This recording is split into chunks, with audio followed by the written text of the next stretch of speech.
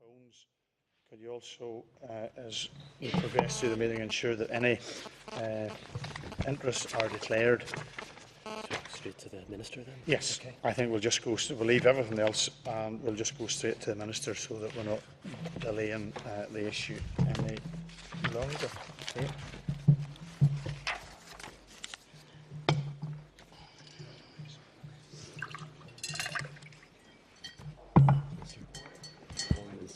Minister. You didn't have a chair for me. No, well, no, that is not. I have to say that is not my doing. No, it does. It says Minister of Education.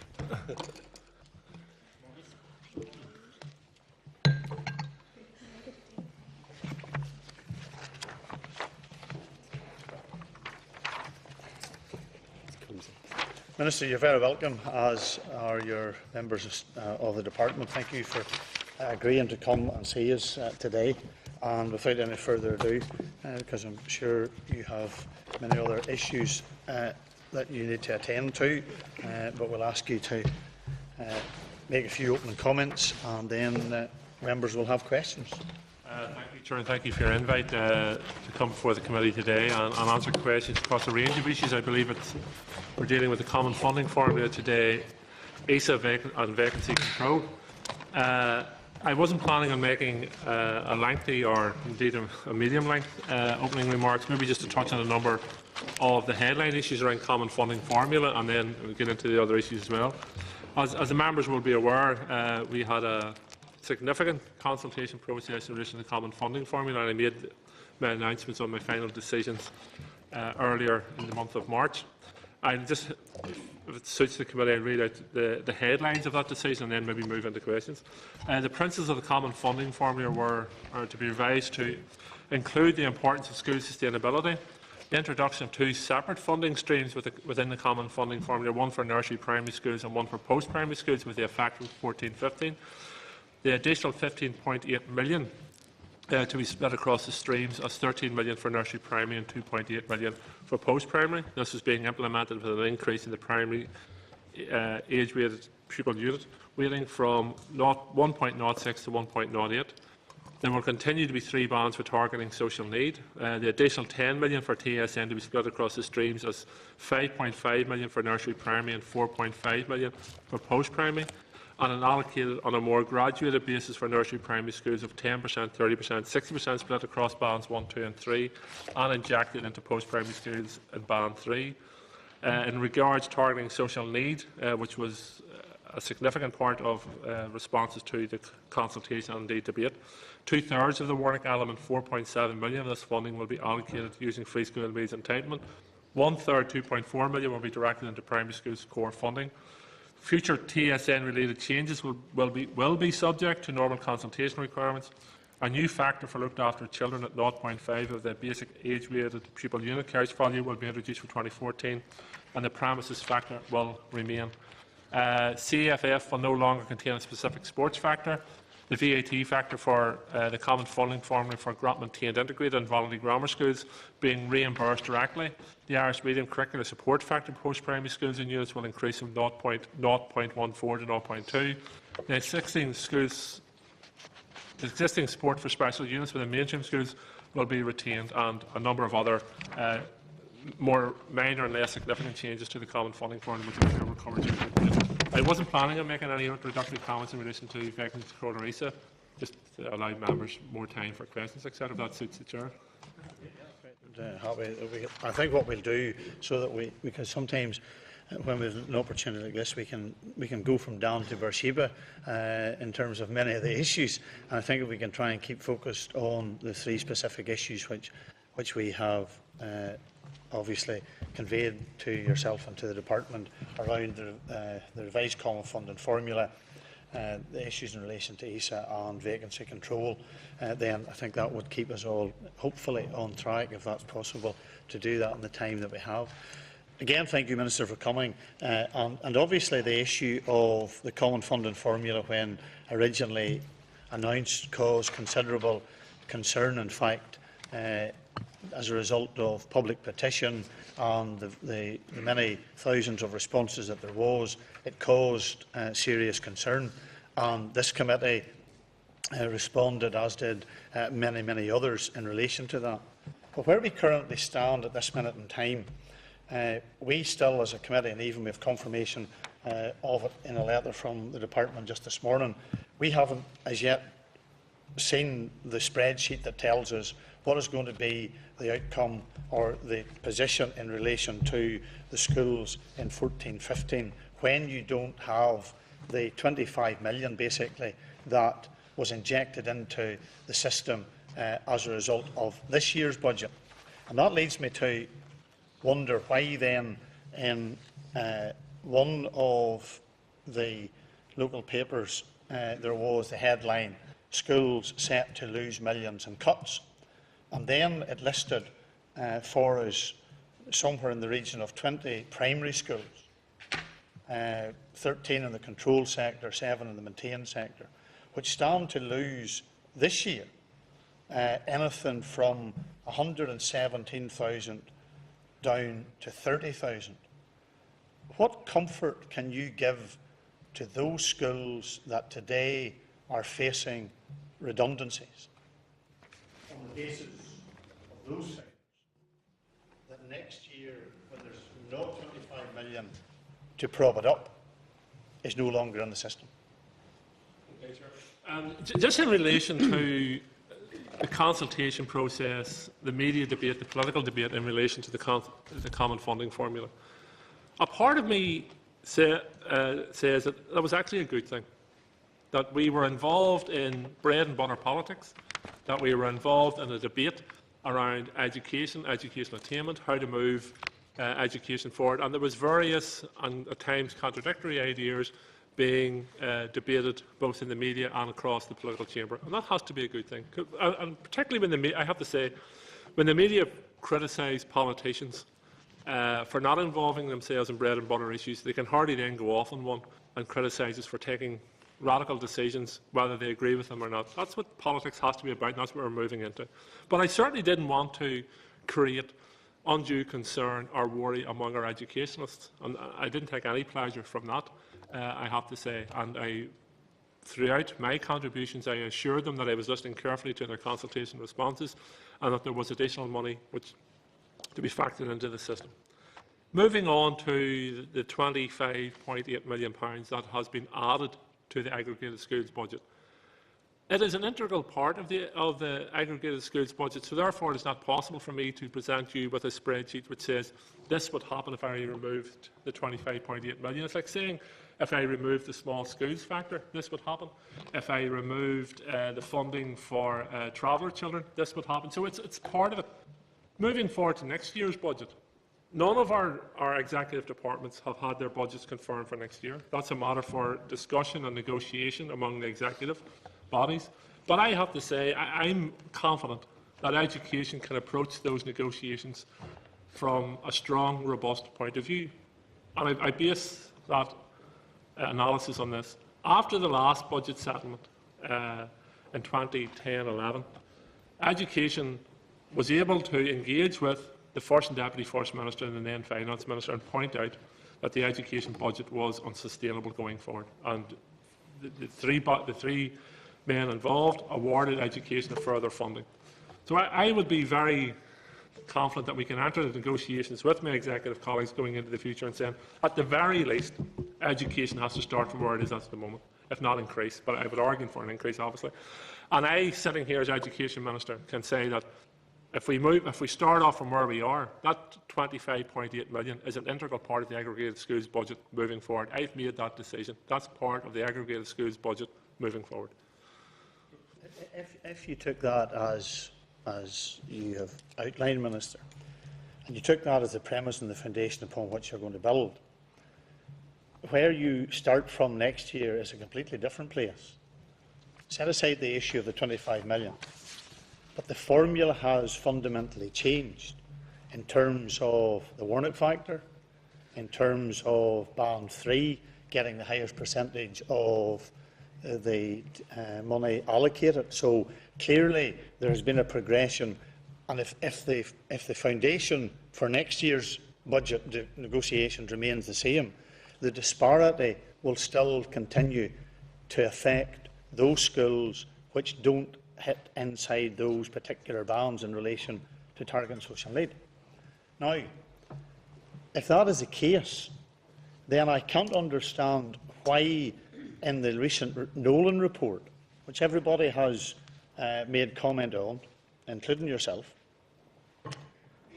that clearly indicated that almost 20% of working class Protestant boys in receipt of free school meals are still underachieving in terms of 5 GCSE say start to see.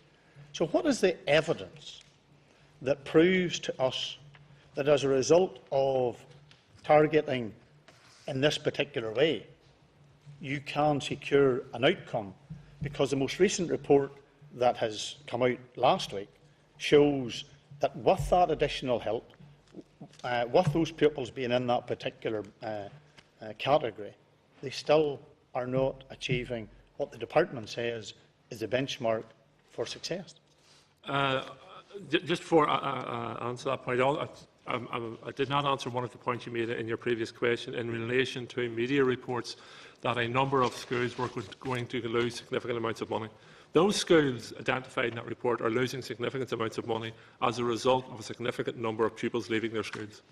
And regardless of what changes I did or did not make to the common funding formula, those schools would have lost money and perhaps, and indeed would have lost significantly more money if I hadn't made changes to the common funding formula in that regard. In relation to your points around the recent Community Relations Council report, the Nolan report, surely that points to the fact that we do need to invest in areas of social deprivation, that we need to give schools that face the greatest challenges in relation to social deprivation increased funding. And with that increased funding has to come increased accountability as to how those resources are used to support young people from socially deprived backgrounds to improve their educational outcomes. But on its own, it will not simply improve educational outcomes. And over this last number of years, we have seen a steady increase in the educational outcomes of young people from socially deprived backgrounds, rising percentage points year on year, though I accept they are not rising quickly enough. The social issues, the community background issues, all those things that are happening outside the school gates follow a child into the school. And we have to support the school inside the school gates to overcome those, and we have to support the school outside the school gates to overcome those. But if I use an example, and there has been some debate recently as to how we move forward and support the challenges of the Protestant working class community in the Shankill. As a result of the changes I have made to the common funding formula, Shankill schools, as a direct result of targeting social need, those schools in the Shankill area will receive £572,000 extra as a result of my changes. And indeed, as a result of the entire changes to the common funding formula, the increase to schools in the Shankill area will almost be £1 million, £916,451 increased funding across those areas. The average increase to schools across the north has been 2.4%, in the Shankill area it's 6.5%. So I think it's only right and proper that we target areas of high social need and also put the challenge up to schools and to communities, community leaders, to ensure that those young people are given every opportunity and encouragement within education. The point of many of the schools, or has the department the information on this, because to date we haven't seen it. Some time ago you had issued via the board's correspondence to schools that had a surplus, and it was being made very clear that if you had a surplus you weren't going to be able to access certain monies like additional money for support teachers, and there had been a scheme whereby if you needed additional support you wouldn't be allowed to use your surplus, you wouldn't be access to that particular fund, you'd have to use your surplus.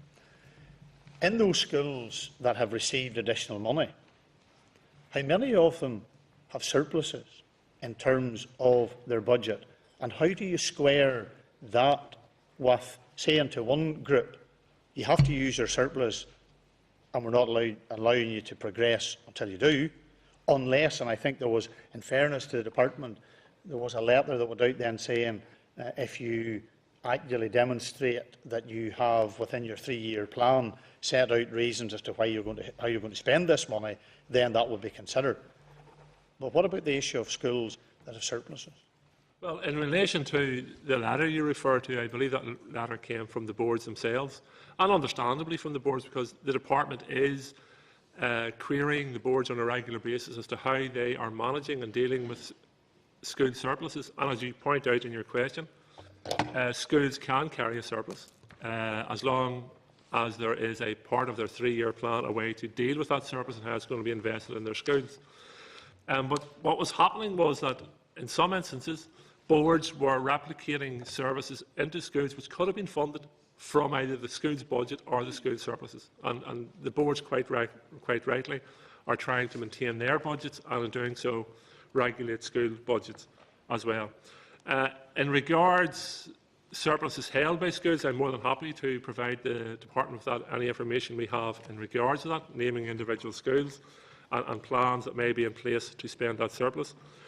I have not taken any measures against schools which are carrying surpluses in relating to targeting social need, other than to emphasise to the Education and Library Boards that surpluses have to be invested in schools, or have to be invested in pupils, that they should be spent in a way which assists pupils in their learning, and boards should ensure that their statutory responsibility to manage school funds is in place.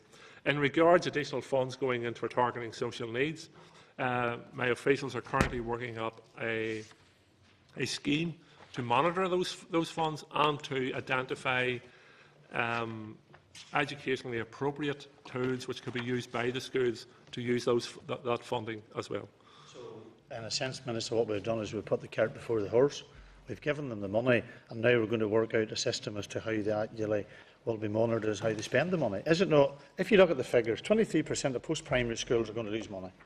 27% of primary schools are going to lose money. And my concern is on 2 points. First of all, what are we going to do with that 23 and that 27% that are going to lose money? Because if anybody, including yourself or the department, believes that they're so rich with a huge amount of money that they can afford their coffers to be raided to give to others, I think that is not the case. But secondly, how can I and this committee be sure that as a result of what the department has done in this, that we will see improved educational outcomes for those children that we want to see? There's no dispute about that issue. But how are we going to be sure that we have secured it? Because Pat and I have had an issue that he said that him and I would have a photograph together of schools, a press conference with a photograph, if there was schools which have lost. Well, there's 23% of them have lost. It looks as though him and me's going to the front steps of Stormont for the photograph today. Well, look, in relation to those schools that have lost, the loss is averaged between £2 and the highest loss is £11,000. A pupil leaving a primary school or a loss of a pupil to a primary school is currently the value of around £3,000. And we've had the conversation about why one newspaper identified several schools as losing money, because they lost pupils, so therefore they lose money. But we're ignoring the fact that I have set aside a transition fund to ensure that no school is actually losing money moving forward.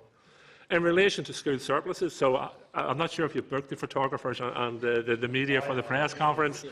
So I know Pat's got his hair done, so you may be looking at.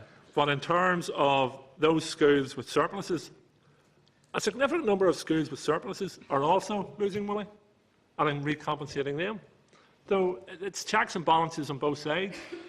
In my opinion, and firm opinion, schools need to be investing the money given to them in the education of the young people before them.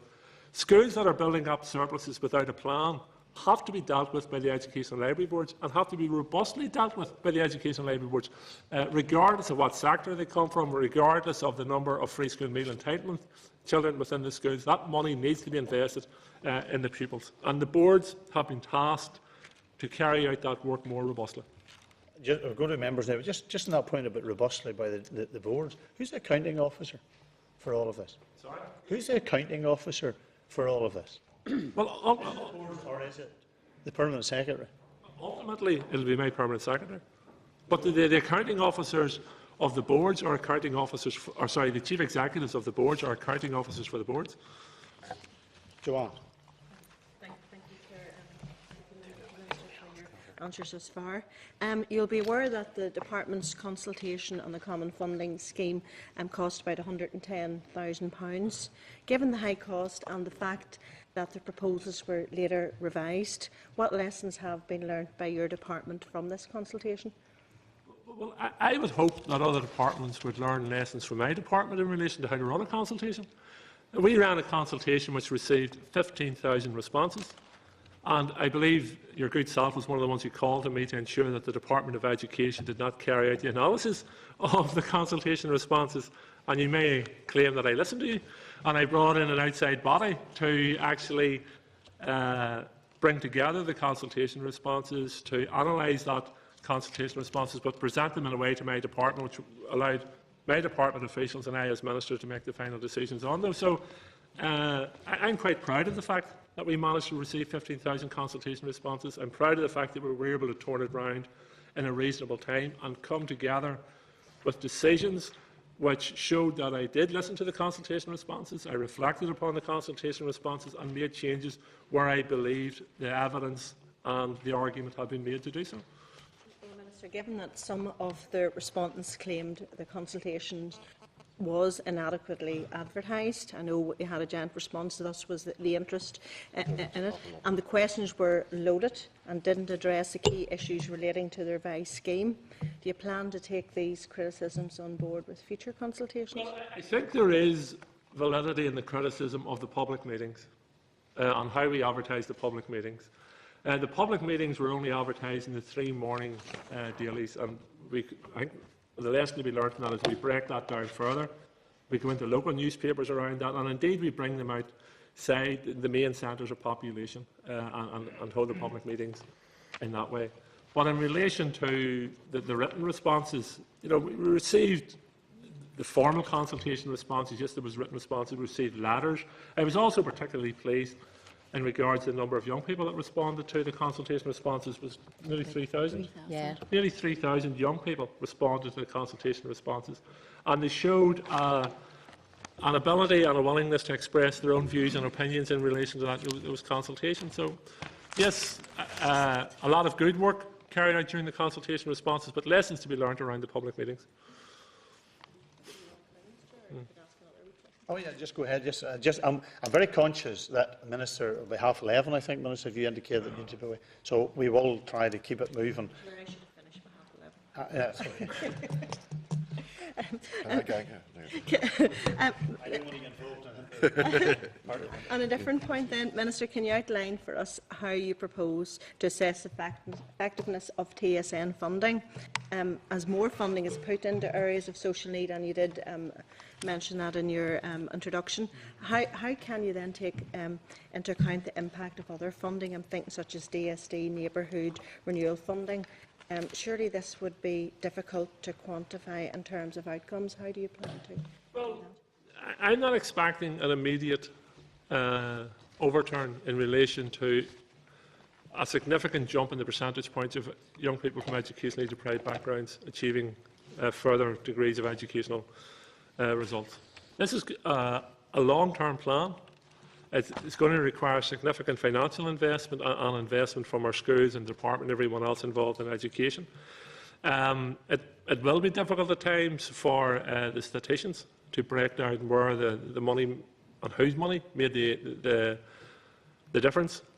But we do know that without investment, that our education system has faced many, many challenges in socially deprived communities to overcome the researched relationship between social deprivation and educational underachievement. I've used the example of Toronto several times in this debate.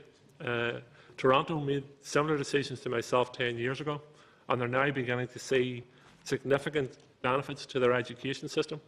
They face the same challenges and criticism and debate as we have faced in this society in relation to that investment, but they are now paying the dividends out of that. So it will take several years for the benefits to be seen, and if statisticians want to argue over was money from the Department of Education? Was it money from DSD, or was it money which, even in fairness to the Health Minister, the Health Minister is investing in early intervention programmes? I don't mind, as long as it's making a difference. Just finally, if the Minister's leaving at 11:30, could I follow you out to speak on preschool education again, if possible, for a second, because it's Groundhog If you Day pass again. my bodyguards, that's fair enough. I'll try. I'll give it a good attempt. Okay, thank you. Going back to the Chairman's opening gambit, really, whenever the first changes were announced to the Common Funding Scheme, there was outrage and so on, which you managed to dampen down pretty well by confirming that no school would lose in the current year. The year just started. And yet we're still having schools who insist that they have not got a reduced enrolment, but they're still losing money. And I don't want to name a particular school, because I know they've written to you. Can I take it that you'll be able to explain to them in detail how the new factors have been worked out, which produce a situation where they actually have lost money, even though, according to your reassurance a few months ago, they weren't going to? Several schools have already been in contact with my department, both by telephone and in correspondence with officials, and each of those schools have been brought through their budget allocation line by line, and explained as to how their budget was achieved, and how, from we are of the view that they haven't lost money as a result of the common funding formula changes.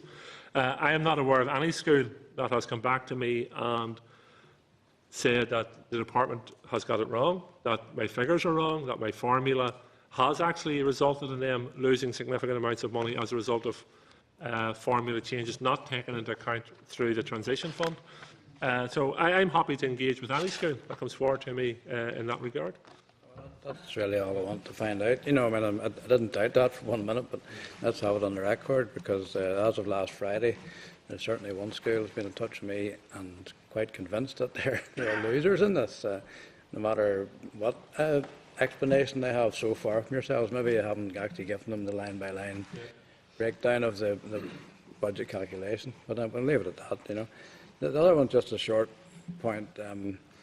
It's just about grant-maintained integrated primaries. Are they not permitted to establish special units? That's what's down at the moment. Not that I'm aware. There's no barrier to them that I'm aware of. This has been raised previously, and when checking with officials and the legislation, there doesn't appear to be any barrier within the legislation or policy which would stop a grant-maintained integrated school from establishing a special unit. If there is a specific school that you have in mind, and if they wish to contact the department directly, we're more than happy to have a discussion with them. And if there is barriers in place, then we'll look at what those barriers are. But I'm not aware of any, or are my officials aware of any barrier which prevent the school from doing so. You could perhaps go back to NICE on that, just to confirm the situation, because there is an impression out there that there's a barrier, whether it's formal or informal, I don't know, but that's the question. More than happy to do so. I'm not aware of any development proposals, certainly during my time, coming in from any school in that sector for a special needs unit, either being approved or indeed torn down for that matter, so I'm more than happy to engage with them. You might get one or two after today. Okay. Thanks, Chairman. Thank you. Stephen? Thank you, Chair. Minister, can I ask you, in relation to departmental intervention where there's a large deficit in a school, can I ask you, first of all, is it likely, whenever the department, at what level, first of all, would the department intervene? What height would the deficit have to be? And whenever it does intervene, then, what would the nature of the intervention be in relation to school management? Or is it likely to be temporary or a permanent, alterations made to? Well, the intervention will be carried out by the relevant Education and Library Board, and the intervention would take place in concerns around the school's 3-year development plan and its budget plans.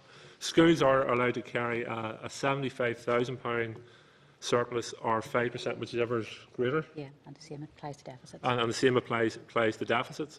Some of our schools are significantly over that, and we have been challenging the Education and Library Boards to bring those budgets into line and into control, and the Education and Library Boards have been doing that. Now, at this stage, it's an area of working with the schools and cooperating with the schools and assisting the schools to manage those surpluses or deficits. Ultimately, if a school refuses to do it, or is unable to do it, or unwilling to do it, then there can either be an intervention from the board or ultimately from the department under Regulation 101, but that would be the most extreme circumstances. I understand that, but I personally am aware of a school with a considerably large deficit.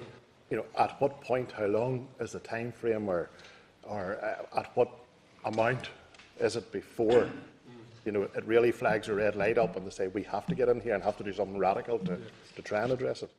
Well, it should be flagged up certainly at the 5% mark, or the 75,000, whichever is the relevant in those circumstances, and the board should be engaging with the school and/or its managing authority on the way forward. Some schools with significant deficits in particular are currently being dealt with through area planning, and whether that's through amalgamation or perhaps even closure. Moving forward, though, it wouldn't be the only deciding factor in that, but schools which are running into particularly large deficits are most likely those schools with significant falling enrolments moving forward, and boards through area planning are being asked to investigate the way forward for those as well. But the figures are sat there, the boards are acutely aware of them, the schools are acutely aware of them. Each school, however, will tell its own story in the sense of its deficit or surplus, and boards will be engaging with them on the way forward. Thank you. Appreciate it. Just on that point, Minister, in terms of, because I'm well aware of one particular school, and again, I think it's unfair for us to name schools, so, and members, I appreciate you not doing that because I think it's unfair to the school.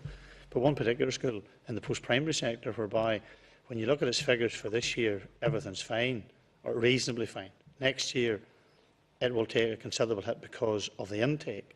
But when you look then at the figures, which will be for the succeeding 2 or 3 years, it will see an increase. But the period of time in between could land that school having a deficit somewhere in the region of £500,000. What help and assistance can you assure will come from the department to that board area to ensure that a very good school, a school that has addressed all the issues in all other areas of policy and so on, is actually maintained and kept, so that the reason for its demise is not just solely based on pounds, shillings and pence? Well, the board would have to look at the school through the prism of the Sustainable Schools policy, and the Sustainable Schools policy does give flexibility in the sense that we don't look at any of the criteria on a one-year period, and we would look at the school across the criteria, and indeed looking down the road at future enrolments and need for that school project going into the future. So a school running into a deficit in those circumstances, in my opinion, would be assisted rather than challenged by the board, and that would be the circumstances in which a board would engage with that. Now, it may be even in terms of our longer-term period of having to restore the deficit, and the board could and should work with the school in those circumstances as to how they could retrieve that deficit going over a number of years. Sure. Thanks, Minister. Very welcome. I suppose the first one, Minister, in terms of the contingency fund, is that, will that just operation for this year, or is it for the whole mandate? The budgetary period comes to an end. 14-15 is the end of the CSR period, where the executive will be entering into negotiations around a one-year budget for 15-16 ahead of the next Assembly elections. I wish to continue to operate a contingency fund for those schools which are losing funds. That will depend, however, on how successful I am in negotiations with my executive colleagues. But however, as I said in a number of the opening questions and responses to the Chair, I am confident that the Education Department can enter those negotiations from a positive position, because our last budget was recognised by the First and Deputy First Minister and the then Finance Minister as being unsustainable moving forward, and we were awarded quite a significant amount of money mid-term to even sustain the situation moving forward. And that's the way I intend to enter negotiations with my executive colleagues for the 15-16 budget. Thank you. There was an equality screening was carried out on the Common Foreign Funding Scheme. The committee asked for that around January, February times. We haven't received it. Well, we couldn't publish the equality impact assessment ahead of me making a decision in relation to the common funding formula, because I was using that as a reference document in making my final decisions in relation to the common funding formula. My officials are now currently updating the equality impact assessment in the sense of how I have dealt with the equality impact assessments and any factors that were raised through it in the final decisions in relation to the common funding formula. That work will take a further several weeks. Once it's complete, it will be shared with the Education Committee. The next one is, I admire what you're trying to do in terms of tackling social deprivation and so on. But is the education budget not been just spread too thin, where we should be actually tackling educational disadvantage? Whether it's in one board area, if you have a child with autism, you'll get sunrise support, in another area you won't. Whether it's taken maybe up to 2 years to get a diagnosis and all this, where we really need to be tackling education. And if you take, for example, in nursery education, up to 30% of our children are actually coming in with language acquisition problems. How can we better tackle educational disadvantage? Well, I have never argued that more funding alone will tackle educational underachievement, particularly in socially deprived communities, but it has to be part of the equation in tackling educational underachievement in those communities. And I don't think anyone around this table, indeed, I have never suggested the education budget is sufficient.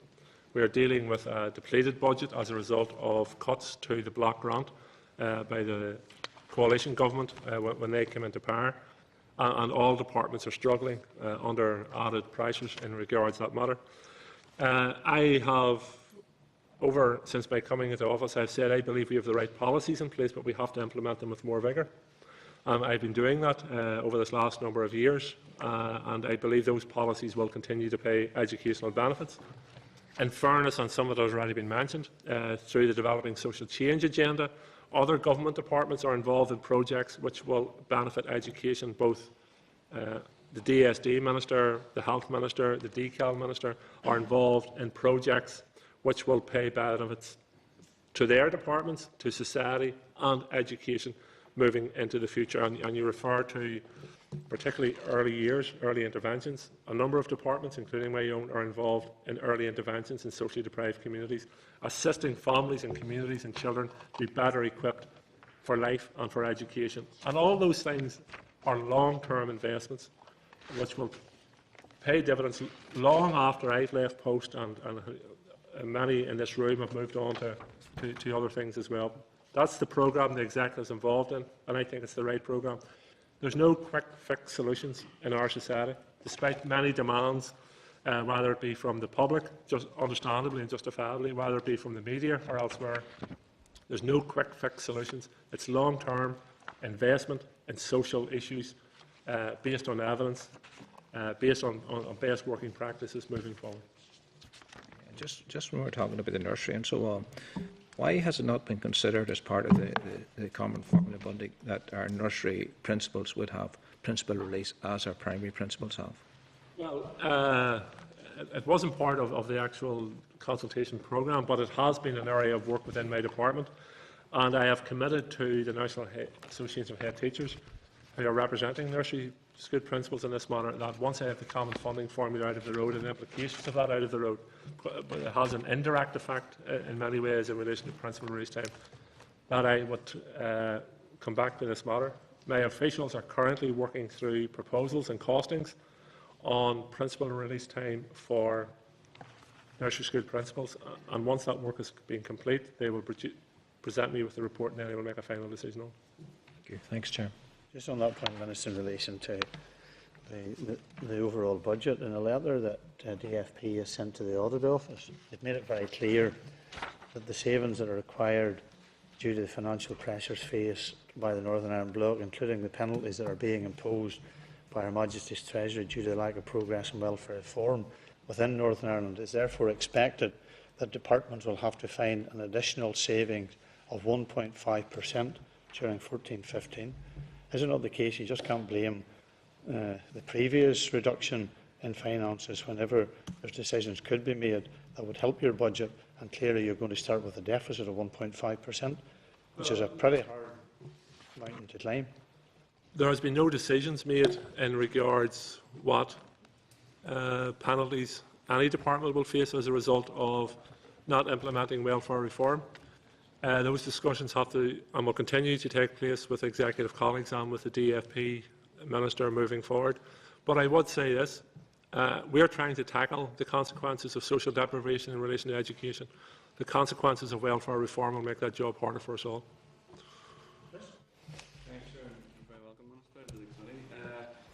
And indeed, I welcome the direction of travel that the department's going in here in targeting social need. You mentioned Toronto and the great effect that it had been there over the last 10 years, and we engage with certain schools now. They're looking at these extra resources that they're able to spend. Is the department also engaging with the schools on how best to actually, target the resources themselves? I know there's various problems in England around the pupil premium, that some schools went out and tarmacked their tennis courts instead of actually spending the money for the best interest of the pupils. Well, my officials are currently working on a number of programmes which we will present to those schools who have achieved further funding as a result of targeting social need, and advise them that, in our opinion, these are the way forward to spend the money, or programmes related to them, and support those schools to use these extra resources. It will take schools perhaps a number of years to bed those resources in and identify and firm up the best way forward around that, but we will work with them and assist those schools to do that. But certainly it will not involve tarmacking tennis courts or any other court for that matter, but it will, in certain circumstances, it may be facilities within the schools, it may be speech and language therapists within the schools, it may be additional classroom assistants within the schools, added materials within the schools, after-school activities within the schools. What the schools believe best moving forward, which is educationally proven way forward, and are in line with the programmes my department will identify and have identified in conjunction with the school as well.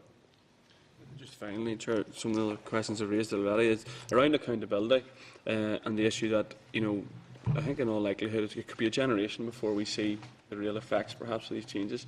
How do the department, balance or, sort of assess or hold to account these changes in the long term? Well, obviously there's the normal audit processes. We have our Education and Training Inspectorate to visit and inspect schools on the programmes of work, and in terms of when we finalise the way forward for accountability around these measures, I'll also share those with the department or with the Education Committee. As I said in response to an earlier question, statisticians and accountants may have some difficulties at times in equating as to which resource assisted the children in moving forward. But what we need to satisfy ourselves is that the schools have adequate resources from whichever element that they receive those, to ensure they have the resources to assist the children. Because the Canadian example shows us this. Other nations have shown that investing and targeting social need is required, because it is the single biggest element or barrier to a child from a socially deprived background achieving good educational results on the way forward. So, as I say, accountants and statisticians may have some difficulties around this, but I do believe that the educational outcomes will be shown in years to come. I don't think, maybe, I use the Toronto example. They're now in their 10th year of this, and they're seeing the benefits of this. I don't expect to see a change next year, or perhaps even the year after that. But after that, I do believe that we want to be seeing tangible results coming through. Probably after 2016, maybe after the Assembly elections, maybe we might see. Just on one point, Minister. If that is the case, we're not going to waste money on tarmacs. When is the department going to start wasting money? Computer-based assessment, £3 million. Assessment in schools, which schools already do. You're talking about an in-house process to do computer-based. Scrap all that nonsense and use that resource that could be directed towards the best place is the classroom, is the teachers. And then I think you would have the support entirely of this committee in relation to schemes, rather than failed, useless, worthless schemes such as computer-based assessment. The way that was rolled out, it wasn't the teacher's fault, it was the department's blunder, it was a shambles, and assessment, key stage assessment, is heading on the wrong road. And the best thing you could do is announce to us today, Minister, that it's coming to an end, and let schools get on to do what they do best, and that is teach our children. Well, look, nobody can be proud, and I as Minister am not proud of how computer-based assessment has been handled. The principle of computer-based assessment, however, is proven, and it was proven by the OECD. They believe it is a good way forward. The implementation of it, I accept, was a mess, and lost confidence of teachers and families in relation to it. I've asked and tasked SEA to move forward and examine how we implement the policy of computer-based assessment, or should we implement a policy of computer-based assessment. No, by providing a centrally procured computer-based assessment, the proposal is that we would save schools money in the long run because they wouldn't have to buy commercially available assessments. We would also have a measure of how our children are progressing, which would assist us to see if targeting social need and other funds are working. And levels of progression are also, at its core, about assessing how our children are progressing to assist both our teachers and others to ensure that we can monitor all the interventions we have in place to assist children's educational well-being. And I'm working with the unions and teachers' representatives in relation to levels of progression, because I think we are in danger of throwing the baby out with the bathwater in regards to that one, and we can reach agreement on it, in my opinion. Trevor, you want to come in quickly and then to Pat? Tennis courts, actually, I notice you found common cause with the Minister in your dismissal of the necessity to have a properly tarmac tennis court. We do have an obligation in terms of sport, recreation, exercise, and linked to obesity and all the rest of it. So I wouldn't regard a slap of tarmac on a tennis court as being a waste of money, frankly. And a fair point. A fair point. You have a chance to come back. A fair point. If a school can prove the educational benefits, and I suspect schools could, in relation to tennis courts or other sports facilities, so be it. But I think the point that was being made has been made elsewhere. As you rush towards the 5th of April and you're trying to spend your surplus, things are tarmacked more than once. It's just a very quick one. I admire what you say about the theory between computer-based assessment, about the levels of progression, and you want to measure how children are progressing, and absolutely. But the practice, if you take communication level 4, a child could have a score of 95, which makes the child nearly illiterate, as opposed to a score of 125. Those two children have the same level. That's not a measure of how this child's progressing. That's the concerns that principals are expressing to us all. You know, principals are all there for assessment for learning, where they can see exactly where the child is in terms of literacy, numeracy, or whatever else, and then move on. But it's not been helpful. I accept that going back to the implementation of this, that the communications and engagement with principals and educators was not what it should have been. That has now been corrected. We are now in regular engagement with the unions and teacher representatives and these focus groups about how we move this forward. And many changes have been made to levels of progression. And I will continue to make changes where we reach agreement with those bodies to do so. But the principle of measuring levels of progression, I think, is a good idea. We have yet to reach agreement on how we do that. And that's why I'm saying we're in danger of throwing the baby out with the bathwater in regards to this matter. So let's keep the engagements going. I'm prepared to be flexible in my approach to the matter and work with teacher representatives on it. And first of all, I agree with Trevor on the issue of the tennis court. I've been to a few schools in my day, never been in one with a tennis court, but the principle certainly holds up in that sport and physical education is a very important part of school life, and particularly given the obesity epidemic that's coming down the tracks at us in the near future. First of all, could I say I welcome the changes to the Common Fund formula, and I particularly welcome the fact, as answered on, that no school is going to lose as a result of the changes to the Common Fund formula.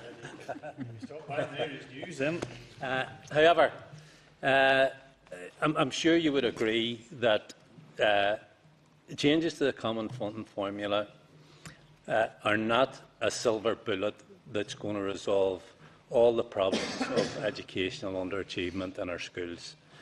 There are other factors involved, whether it be parental involvement in a child's education, good leadership in schools, whether it's principals or boards of governors, and good teaching and good monitoring of the teaching staff.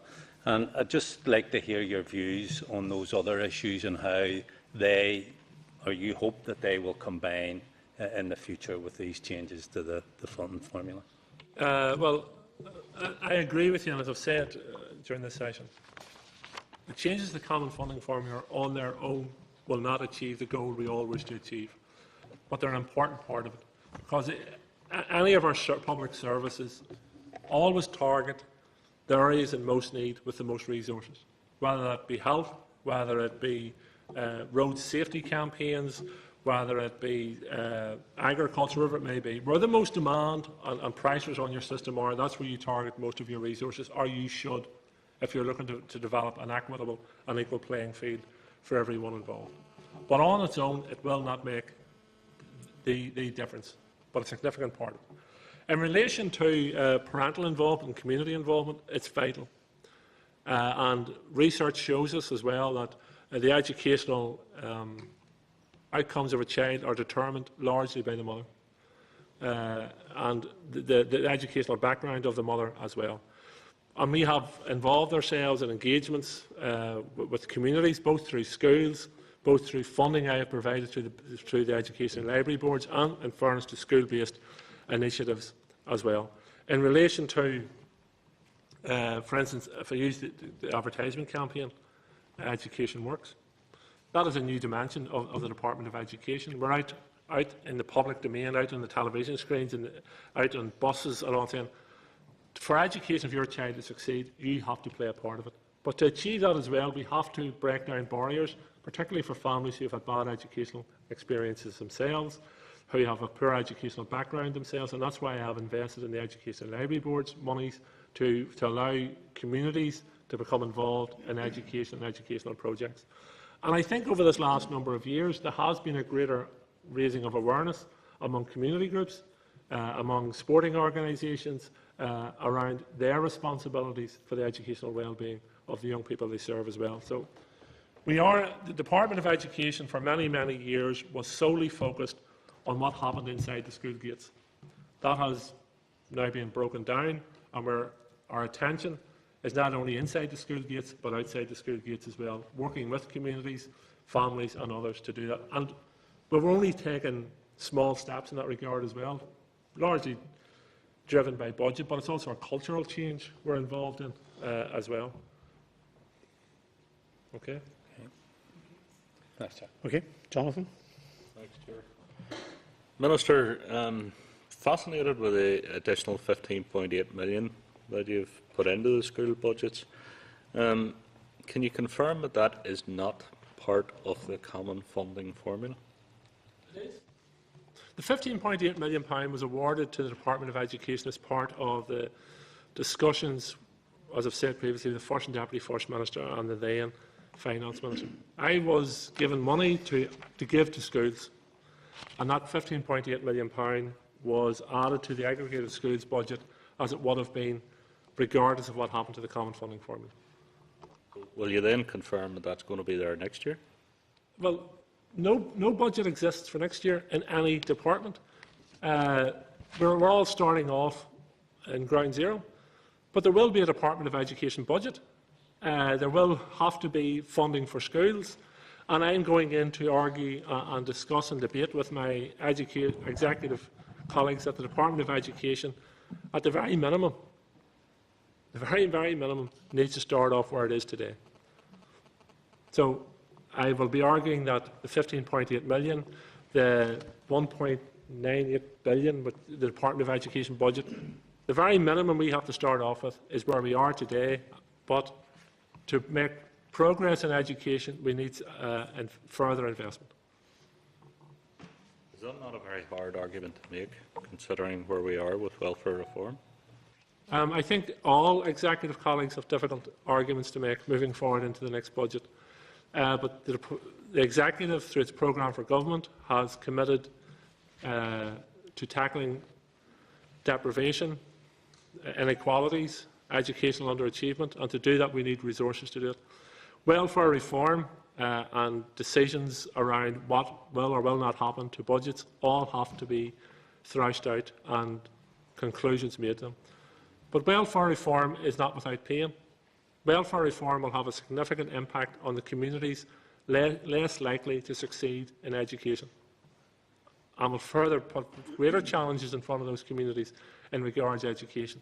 And then we're into the cycle of poor educational outcomes, unemployment, entry into the justice system, poor health outcomes. All those things start again. I'm not disagreeing with you, Minister, but not implementing them will have implications as well. No matter what we do here, we're damned if we do, damned if we don't. With regard to deprivation, this is an issue that fascinates me. Are you convinced, Minister, that you're actually targeting underachievement through the deprivation factors? It's actually a discussion I was having with Karen yesterday. We were discussing a specific school. 2/3 of it are middle class and upper, don't meet any deprivation factors. A third do, but less than half of that third, for whatever reason, do not go into. They just don't claim the free school meal issue. Therefore, the school falls out. It actually falls into the highest bracket of non-free school meals. So, the underachievement in that school is not really coming onto the radar. Well, when you correlate figures for high free school meals entitlement and middle-ranking free school meals entitlement, they match all other deprivation statistics and geographical areas. There's no separation in that regard. So I am convinced that the free school meals entitlement is the best way forward to do this. The point you raise is a slightly different point, that we have to ensure that everyone who's entitled to free school meals claims it. There's no stigma attached to it. There's no more the issue of those in free school meals have a different coloured ticket than those who do not, or are in some way labelled. And I think now in all of our schools, if not the vast majority of our schools, no one can tell who's in free school meals and who's not.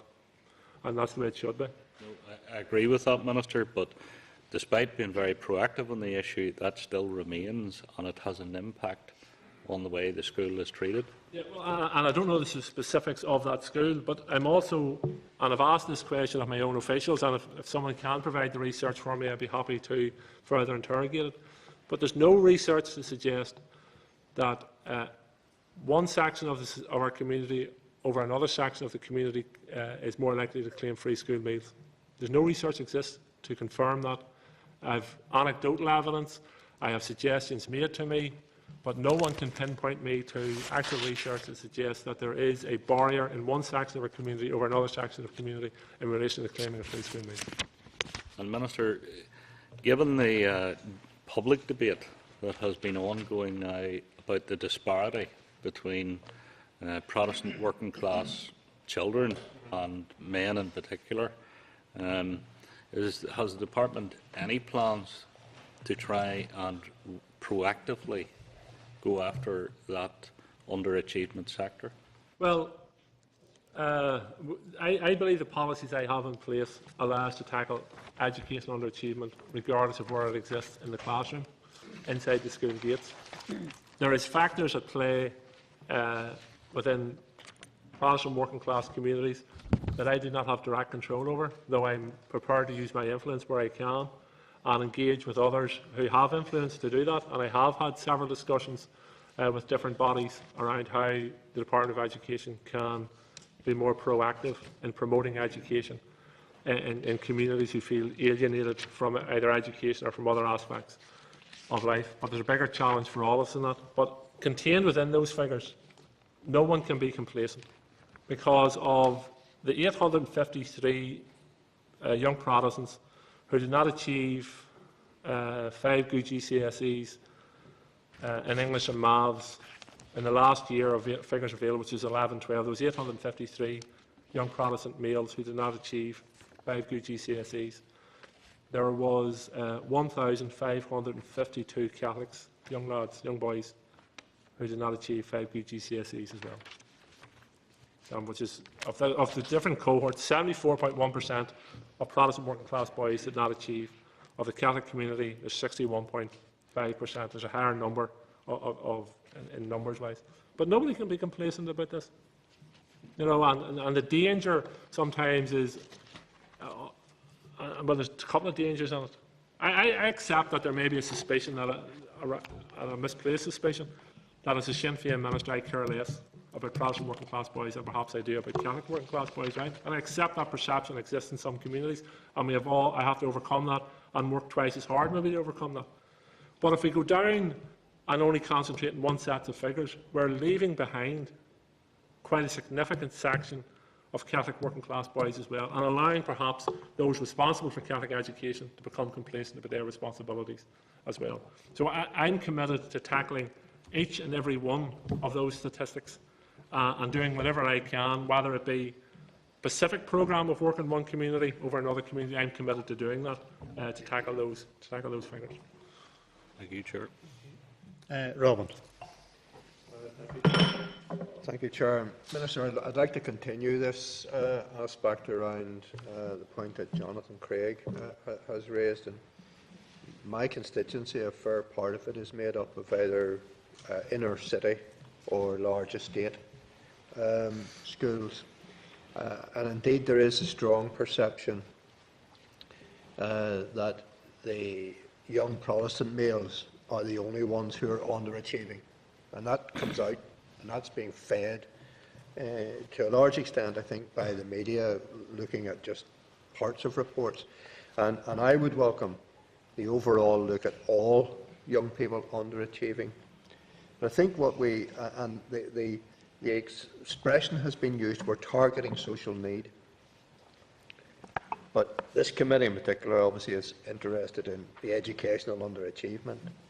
Now, you had earlier said, Minister, I don't care where money comes from, whether it's DSD Minister, whether it's Edwin Poots as Health Minister's putting money in. But I think in terms of where the money is putting in, where the money is targeted at, and obviously as other ministers, they're targeting at other aspects that may have an effect on educational underachievement. But I think what we're not seeing, Minister, is a joined-upness to tackle the underachievement. So where money is going in to tackle social issues, which may impact on underachievement, we're not seeing, at least I'm not seeing, a joined-upness approach in the inner city or the large estate areas. So I'd like to try and understand where is that plan to do so, and indeed, leading on from that, to try and understand what the measurement of that is.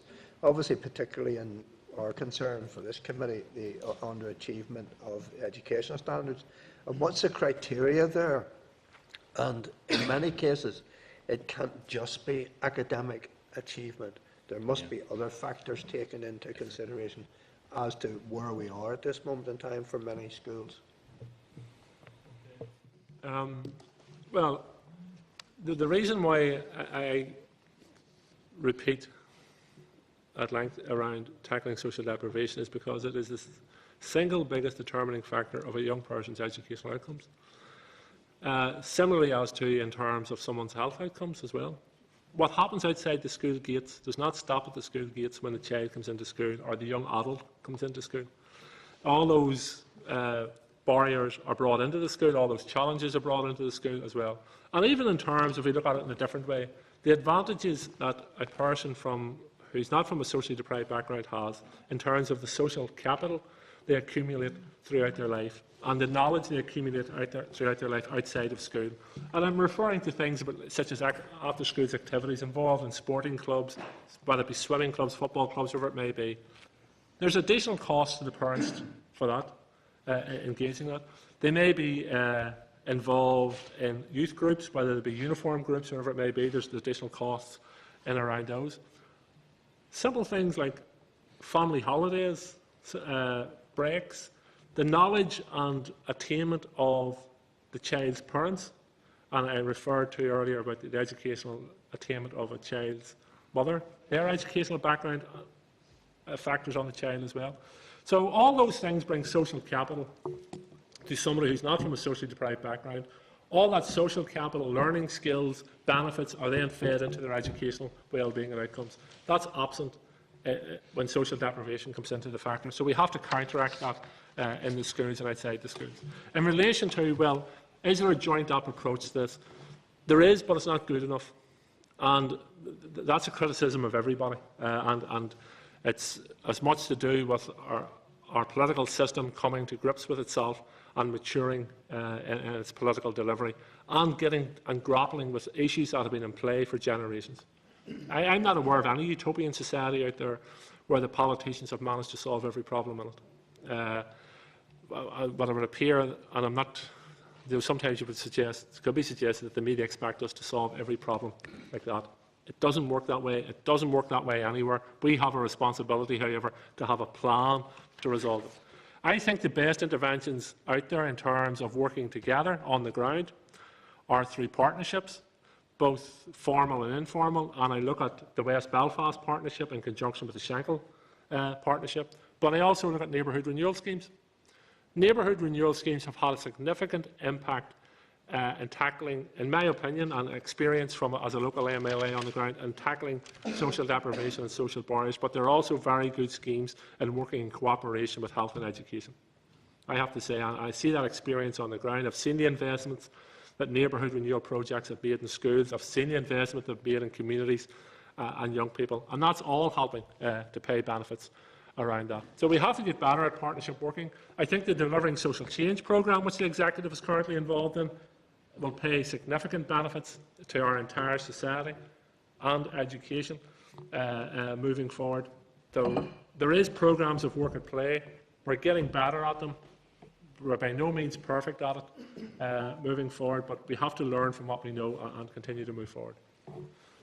Let me come back to the crux of the question, Minister. Health Minister puts money in, DSD Minister puts money in, councils put money in. How are we going to measure the outcomes in the schools, the underachievement, and it can't only be by academic criteria? So how are we going to measure that progress? How are we going to fill the parents, how are we going to fill the children with the confidence that that school is a good school, that child has a future? How are we going to do that? Well, I agree with you. You cannot simply measure education on the basis of 5 GCSEs, English through to Maths A's and C's. But it is a measure we should all seek to achieve for our young people.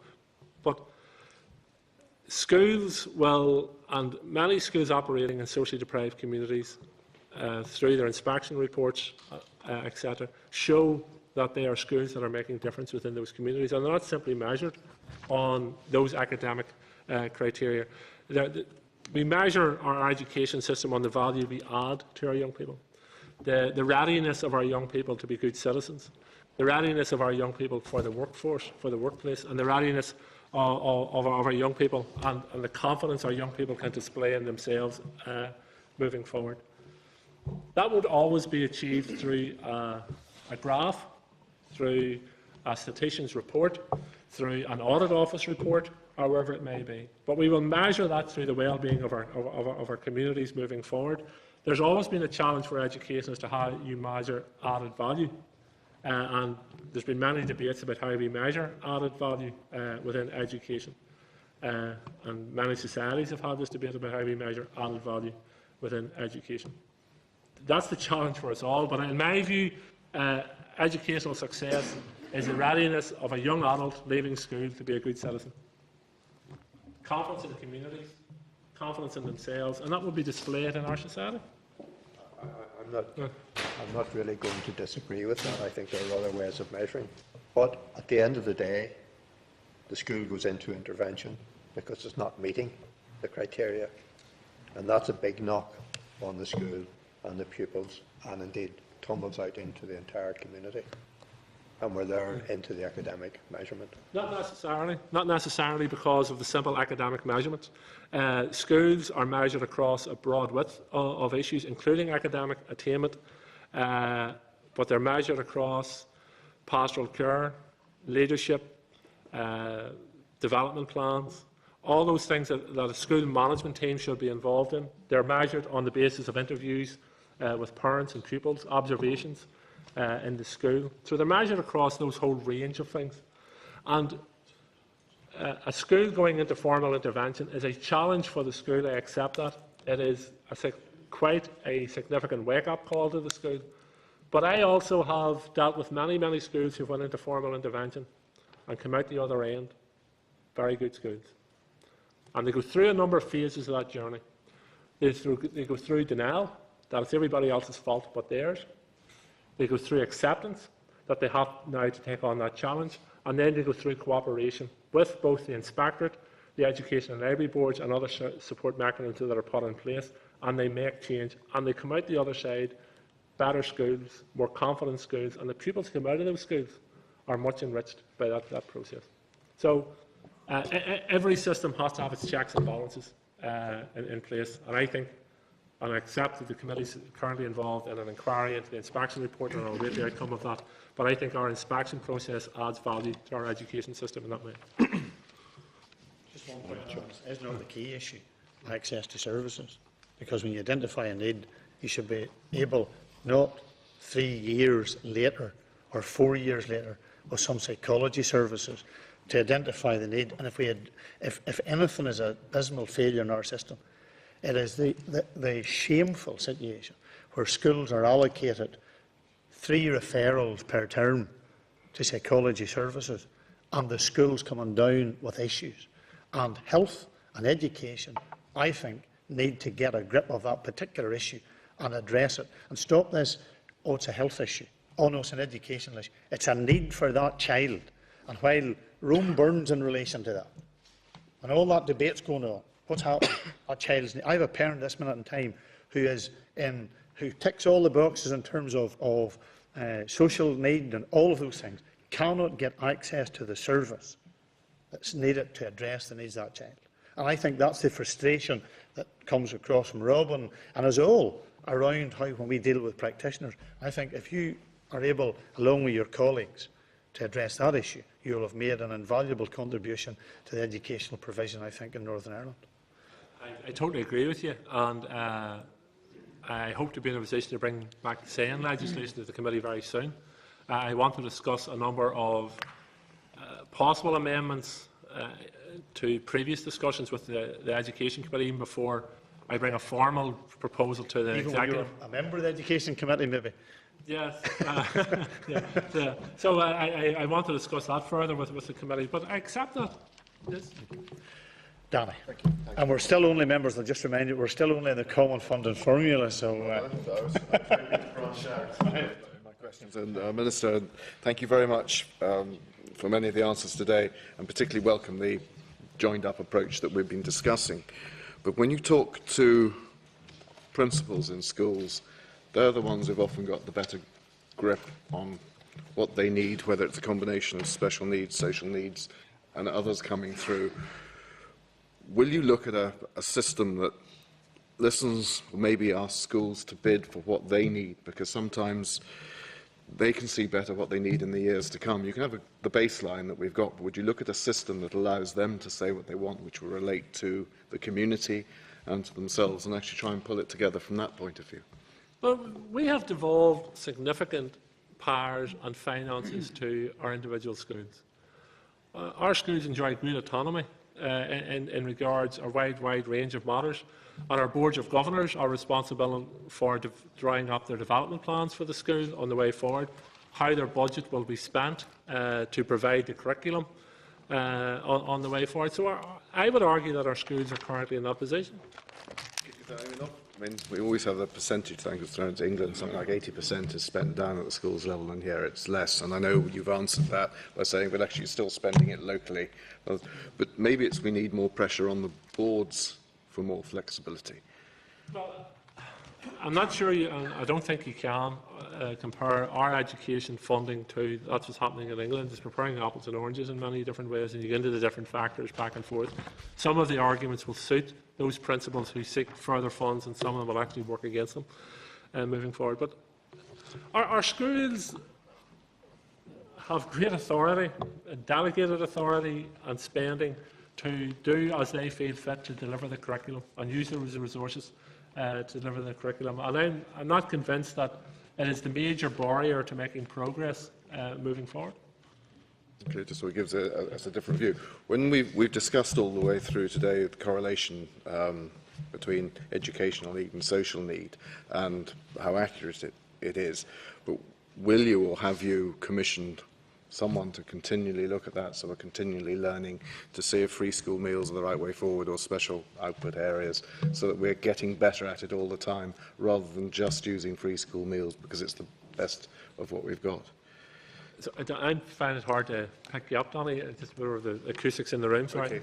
But I've got most of that in terms of, well, the more I look at free school meals, the more convinced I am that it is the best measurement of deprivation within the education system, because it identifies the individual pupil and their circumstances can change from year to year, and you can then change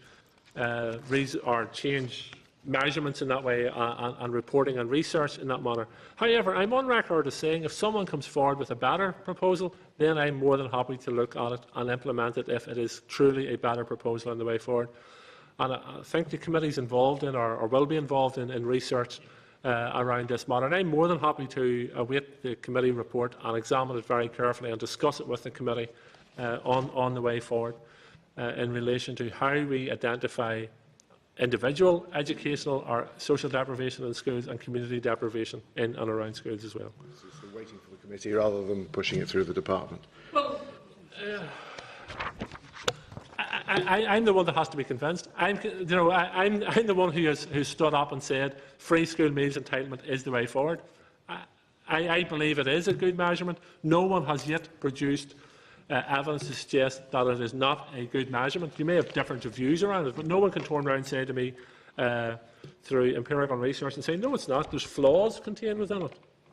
The committee has undertaken a report or undertaken a study of this. I think it's a responsible response to say that I'm happy to await the committee's investigations and work with the committee on it. The whole acceptance that Professor Tony Gallagher, who has a considerable degree of expertise, did say that a single proxy measure is a very blunt way of addressing a particular need. It's a single proxy measure, and it has flaws in it. It is not a perfect measure. Well, I await the committee bringing me forward the perfect measure. Can I switch subjects then? So you at the UTU conference the other day, you were talking about instead of on ESA, as ESA being stuck, you were going to look therefore at managing rebooting the boards in line with the councils and the changes that were coming to councils. But within that, and we go back, and I know Mervyn raises it all the time, but the sectoral bodies giving the other bodies a coherent and statutory right to be at all meetings with those. Well, will you look at giving them the funding so that they can take part in the reorganisation, whether it's called ESA or whether it's rebooting of boards, so that they're there on an equal playing field? Well, it's worth noting that if ESA had come into existence in the timescale it was envisaged, that the control sector would have a sectoral support body. They would have, by right, membership of the ESA board, and they would be at the centre of all decision-making and discussions. In the absence of ESA, they're left without that. ESA is, I'm thinking of a polite term, it is certainly not moving forward in time to align us with the changes in the councils which was agreed by the Assembly last night. Therefore, I have a duty to bring forward changes to the board structures to ensure that they are legally compliant with the new council alignment. I will be bringing a paper forward to the executive to do that. I have no plans at this stage to bring forward any further proposals in regards to ESA or a sectoral support body. My proposal would be that we move forward and, on the basis of the 86 order, and just slim down the boards to a board moving forward, and we have to do that quite quickly to be in place for April 15. Okay, and also on ESA, I mean, it touched on the shared education, and I'm particularly after the last debate in the chamber, I'm a bit thrown by the fact that what I thought was a fairly open motion to encourage all of us to go for sharing in every different form, we got boxed into just shared campuses. And yet, on the back of all that, we then in Armagh saw two of the CCMS schools pulling out. We seem to be closing the door on getting any shared education. So if ESA's gone and you look at the new scheme that you've been talking about, will you be pushing shared education so that every school is encouraged to share as more and more as it can, but in a sort of more dynamic way? Well, in the absence of ESA, the shared education agenda can continue. I'm not sure if the committee's aware or not, but I think we've had 15 applications to the shared education campuses, which is a healthy response to that. And obviously, they'll all have to go through the assessment against the criteria and economic appraisal, all the usual processes moving forward. But it's quite a healthy response, I have to say. A recent survey of schools also tells us that 76% of schools are involved in some form of shared education, which is also good. And schools have led this agenda ahead of the politicians at times in regards to this matter. There's nothing to stop further proposals coming forward in relation to either shared education campuses or substantial sharing among schools moving into the future. And a lot of that work has also been taken forward through the area learning communities at post-primary level. And I've seen a significant amount of sharing through those. I'm concluding discussions with American Philanthropies, OFM, DFM, about a significant investment in shared education moving forward as well. And OFM, DFM, I think, are taking the lead in an announcement around that and other matters in related to that programme, wider programme of work as well. So shared education is still high on the agenda. It's still moving forward, and largely being driven from the bottom up by our schools. They're carrying this agenda forward. And I think ESA would be a preferable way of planning, etc., moving forward, but it doesn't certainly in any way impede shared education if it doesn't move forward. Okay, thank you. Just on that point, Minister, in relation to you have as often described as a suite of policies, and I'm sure there's plans for having more suites. Now, some of them I have to say I wouldn't want to really sit on, but anyway, that's upper part of the way you talk about a suite as being something you sit on. But I'm not going to the language of Ulster Scots. One of the issues we have repeatedly raised here is alignment of these policies. So, and sensitising what Robin's saying about how you integrate services to ensure that you get the maximum outcome. But if you take, currently we have shared education, we have area planning, we have entitlement framework, we have the shared campuses, the money that has been applied for in relation to shared education. How will you ensure, and how will the department almost, in a sense, proof those, especially those applications? Because already I'm beginning to get, it's like any process, it doesn't matter what you do, there will always be something come out as whether an intended or non-intended consequence of that.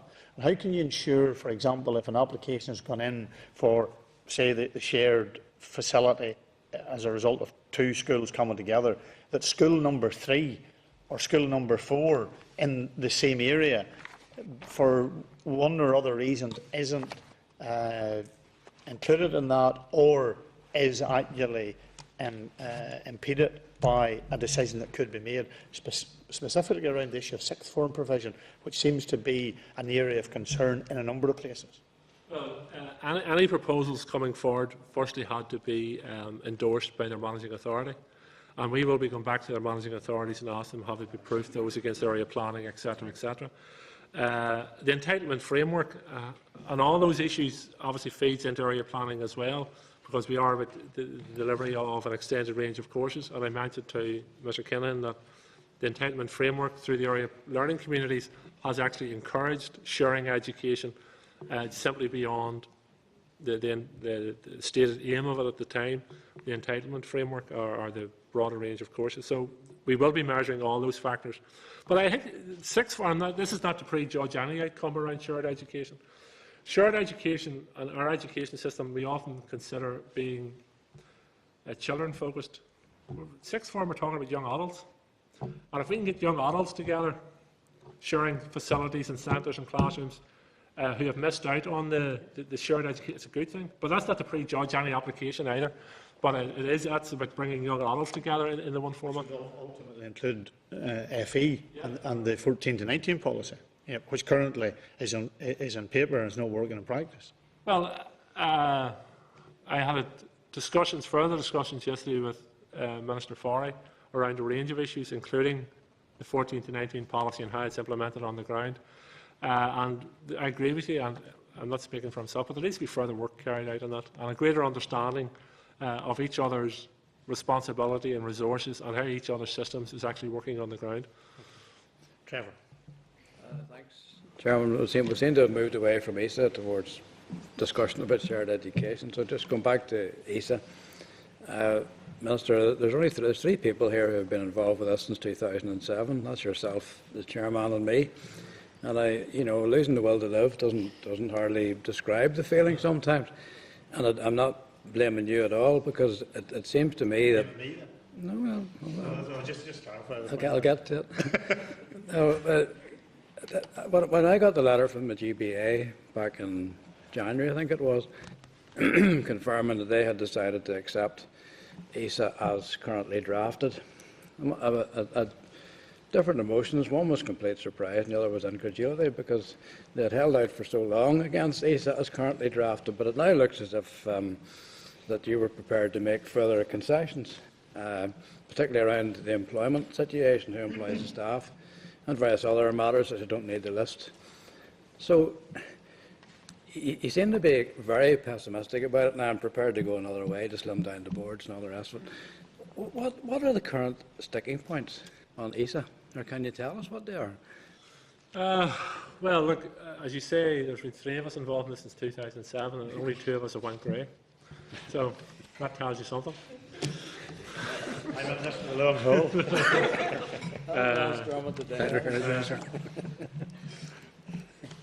The sticking points.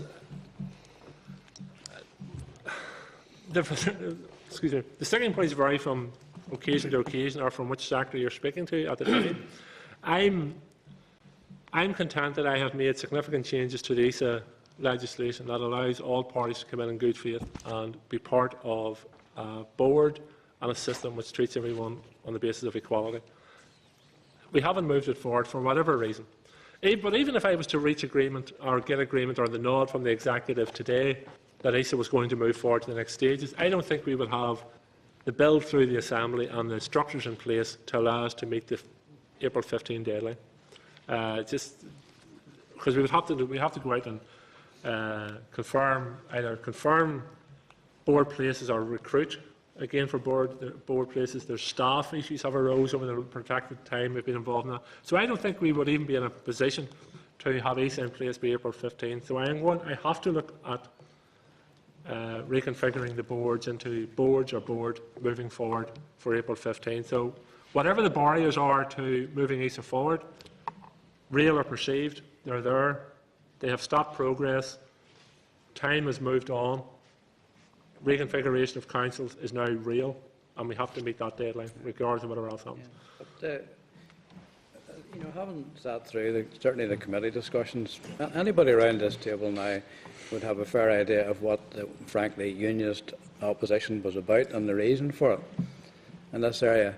And it seems to me that, certainly in terms of the major objections, you have addressed them.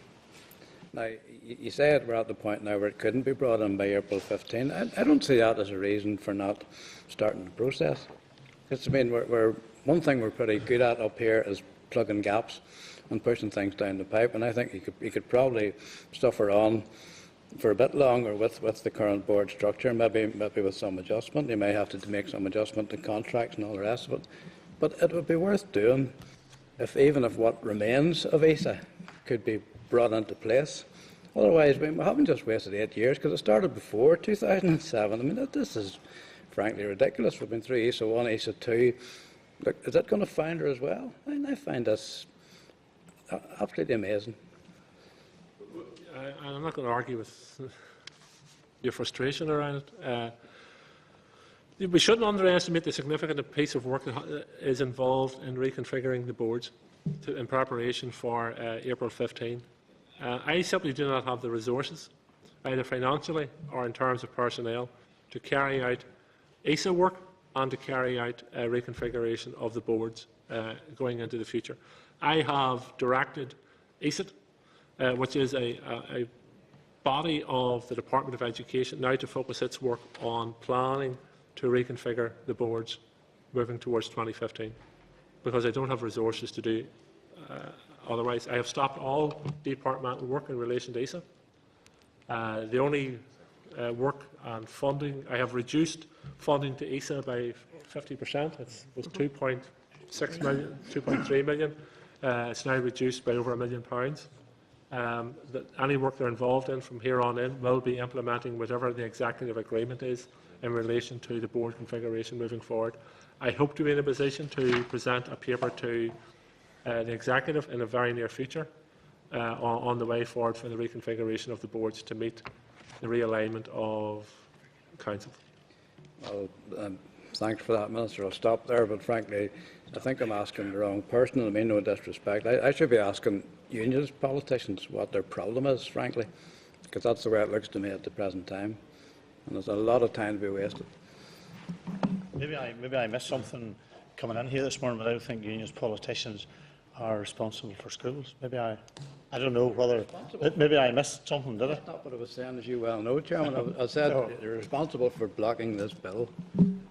In terms of, just on the point, Minister, if ESIT is asked now to do a piece of work in relation to the configuration of the boards, who's the accounting officer? Because ESIT hasn't got, because the boards are accountable to the boards. So to whom does the boards be accountable? And to whom is ESIT? And has ESIT the legislative right to be involved in a piece of work which is in relation to a piece of legislation under the 86 Order, which constitutes the boards? ESIT is a departmental body. It is made up of staff who have been seconded from various sectors within education, the Education Library Boards, other bodies, and even and perhaps even my own department. But in terms of accountability, the accountability mechanisms remain in place. The board's day-to-day work, they're accountable to their chief executive, and the chief executives are accountable to the accounting officer of the Department of Education. John? Thanks, Chair. It's just a very quick one. And, you know, yes, when ESA was referred to as a European Space Agency last Friday, I don't think knowledge was lost either in the audience there or us. But, Minister, we have many weaknesses in our education system, but our major strength is our teaching force. And whether it's raising standards, whether it's embedding self-evaluation in our schools or whatever it is, could I plead that whatever we do as we go forward, that there's a strong emphasis on continuing professional development for our teachers, because I think that's one of the key areas we need to invest in. Yes, and there's no argument in terms of our greatest strength is our teaching workforce and our workforce in general, I have to say, because our schools are made up of many different elements of staff, our boards and all those bodies, and even my own department, are people who are dedicated to the educational well-being of the young people we serve. So, but in particular the question around continuous professional development, I accept that. My officials are currently working on future plans for the implementation of professional development in the absence of ESA and other bodies which we hope would have taken this work forward. There is continued professional development taking place. The boards still have a role in this. I accept that has been depleted over the years as a reduction in staff numbers, as a reduction in budgets, but my officials have been tasked and are carrying out intense work in relation to continuous professional development of our teaching staff and how that will be outlaid and implemented. Minister, and finally, because I do appreciate the time that you've given to us, just what's the current thinking within the department in relation to any new configuration of the education library boards and the continued existence of sectoral bodies such as CCMS? As I said, I'm hoping to bring a paper to the executive in the near future. The numbers that are being circulated around is either 5, 3 or 1. It will be based on the 86 Order. And I plan, given our lengthy experience of trying to negotiate the ESA bill and all the different pieces to the ESA bill, I would suggest and strongly suggest, given the time scale we're working in, that we bring forward the ESA bill or the 86 Order with minimum changes, that it's really to do with the shape of the board or boards, and existing services and structures remain until the executive returns to reform of public administration within education in the future. Minister, can I thank you and your staff, your officials, who I have to say have got off very easily today. And I had worried, I thought that a bus had arrived from Rathgale. And I just hope the department's still in good hands when you all get back. I do thank your officials, and they know that sometimes I make humorous remarks, but it is not intended to be personal. So thank you to your staff, thank you, Minister, and we look forward to continuing to work with you on many of the issues which continue to be of concern. And I would advise you to go out this door so you can avoid being hijacked by people who just want to make points. Okay, thank you, Minister. Thank you. Can I just welcome to the committee two pupils, Christopher Seeley from St Pat's in Armagh, and also Curtis Hill from the Boys Model. I believe are working with the Belfast Telegraph and are going to be the editors responsible for the publication of the paper on Friday. So we look forward to a good write-up. I'm available for photographs after the committee. If you want any exclusives, don't talk to any other members. With Pat. Oh, with Pat. Pat's gone. So you're very welcome. So thank you. I know you have to step out maybe now because you're going to see the Minister. Okay. Yes. So, Chair, as the Minister referred to, members will note in their pack, we got some correspondence from NAHT about nursery principal release time. So I think the Minister indicated that a report is being produced. So does the committee want to write to NAHT in those terms, and for the committee also to seek sight of a particular report? Yes, and also, Peter, because if members saw the correspondence from NAHT, there was an assertion in that letter that somehow we had sight of something which we didn't have, and that we were in possession of information that we weren't. And could we maybe just clarify so that NAHT, and I think it may have been as a result of a comment that was made in the letter from the Minister in reply to NAHT. So maybe if you could draft a response on our behalf to clarify that and bring them up to date in relation to this issue. Yep. Okay. Yep. Yes. One question we didn't get asked, and I think we should seek clarification, is we estimate that the extra 15.8 million is worth about 7,000 to a primary school with 100 pupils. And we want, if the department can clarify if that is the case, and if that's the correct number. And does the department not know how it allocated the 15.8 to schools? And why is it not just telling the committee? Why have we just not been told? So I think that was useful, but I think if committee's happy, we would write back and just clarify those additional questions. Trevor? Sorry, it's Robin, actually. Sorry, Robin. All right, sorry, Trevor has hair. Sorry, apologies, Trevor. Sorry, apologies. Right. Well, hold on. Hold on. You want to see that? There's grey as well. Rob. Maybe could we just ask, Chair, you referred, and a couple of members referred to some report in the Irish News this morning. Yes, well, what I was reporting to Irish News would have been in Irish News a couple of weeks ago, where clearly... Oh, sorry, I thought yes, this was... No, not today, no. Sorry. It was, and I'll make yes available. And they had stated over 28 of the 210 post-primary schools, that's 23%, will lose money, and 27% are primary schools. Now, they go on to list the primary schools, 13 controlled, 7 maintained. They list the 10 of the 23 in the post-primary, 8 controlled and 2 maintained. Now, having that said, and this is where I would try to be fair, if you look at some of the schools, Orangefield, for example, which is earmarked for closure, now it's down 681,000. There's no obvious reason for that. But there's one or two, there's one in my constituency, of which I'm currently seeking clarification, which is down 145,000, and there's no intention of that school, being in an issue in terms of downward trend in numbers. Chair, maybe it would be a suggestion that we actually ask the department to either confirm or rebuff the figures. Yeah. I'll make that available to the clerk. Okay? Yep. Sorry, just in terms of the 15.8 million. Yes.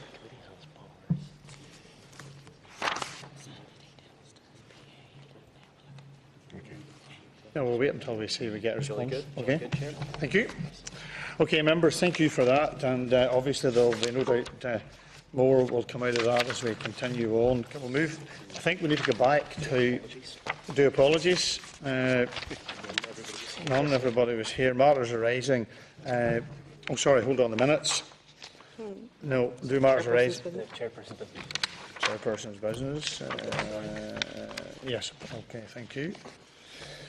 Just a couple of things in Chair's business. Yesterday, Holy Family Primary School, can I thank those who supported us yesterday in hosting the performance by Holy Family Primary School in the Great Hall. I think it was an excellent performance. I have been impressed by them.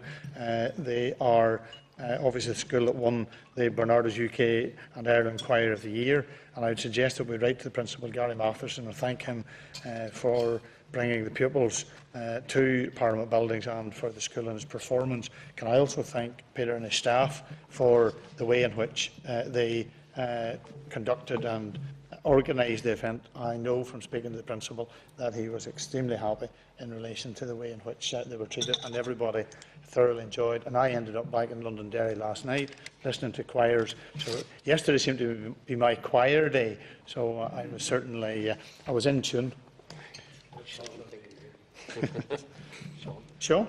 Just agree with you, but I think it was very interesting. You know, APGs and people in offices, everybody started coming out of everywhere because the sound was just going through the building. It was absolutely brilliant. Well done to him. You know, and, great. Okay. The BBC School Report, I'm sure you'll have noticed that a number of local schools participated in the BBC School Report Day last month, conferring a diverse range of issues from adolescent self-harm to challenges facing local fishermen and how one school was impacted by the First World War. I would suggest that we write to the BBC to congratulate them on this initiative, and also to suggest to the BBC that the committee would be willing to be considered as part of the next BBC School Report Day, because I think it would be helpful and advantageous as well. Agreed?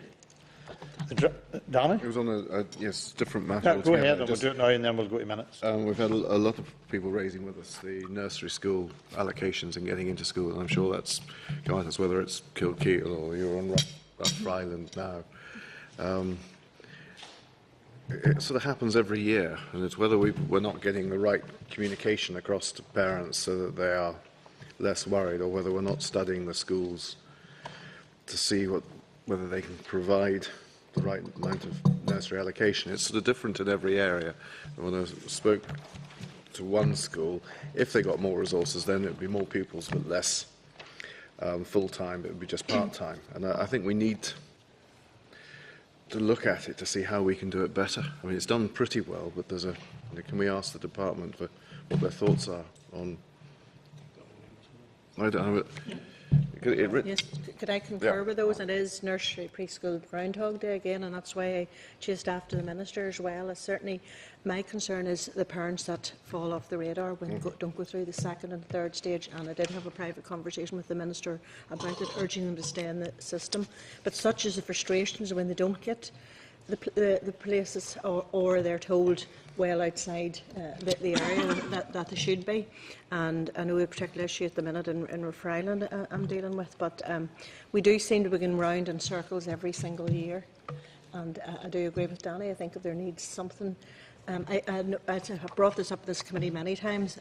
The details of the parents that fall off the radar, that don't go through the different stages, I think it's something as well that needs to be. We need figures and details. It's okay to say how many are in place, but those that simply give up. So I think, again, we're going round in circles. We need to address this issue with the placing. Sean? Just to concur with the earlier points, I've had queries from South Down to South Derry, whether it's Warren Point or Kilkeel or the South Derry one as well.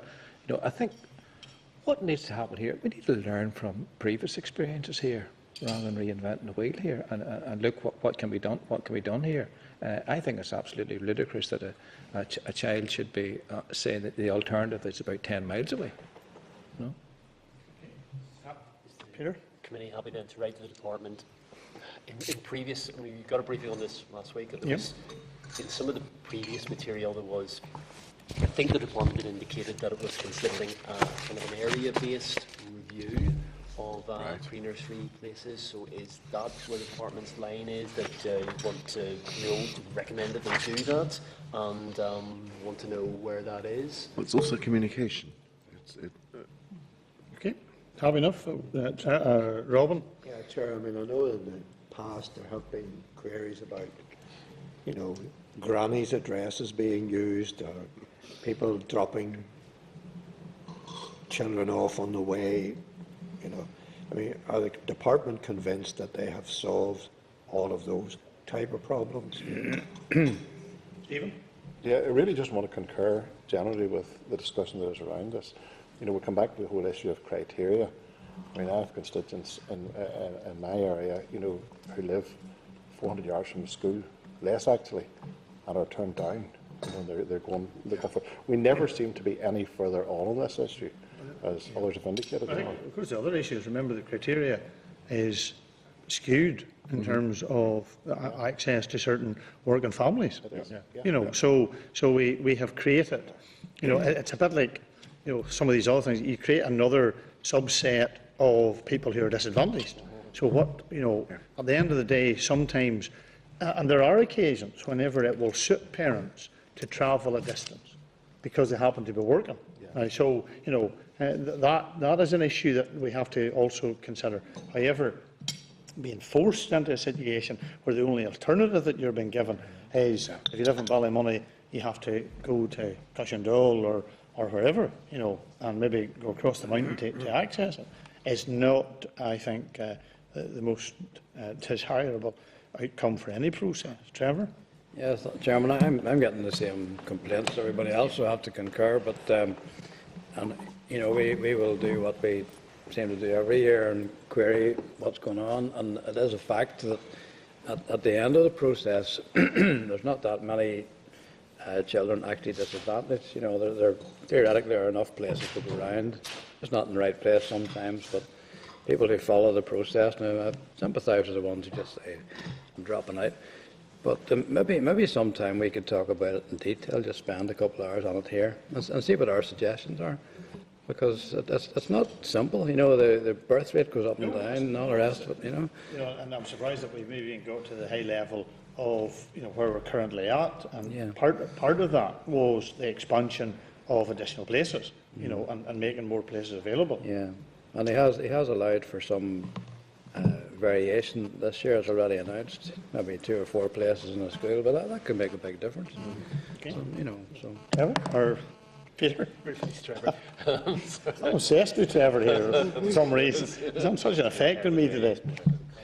So, Chair, we're writing to the department in those terms.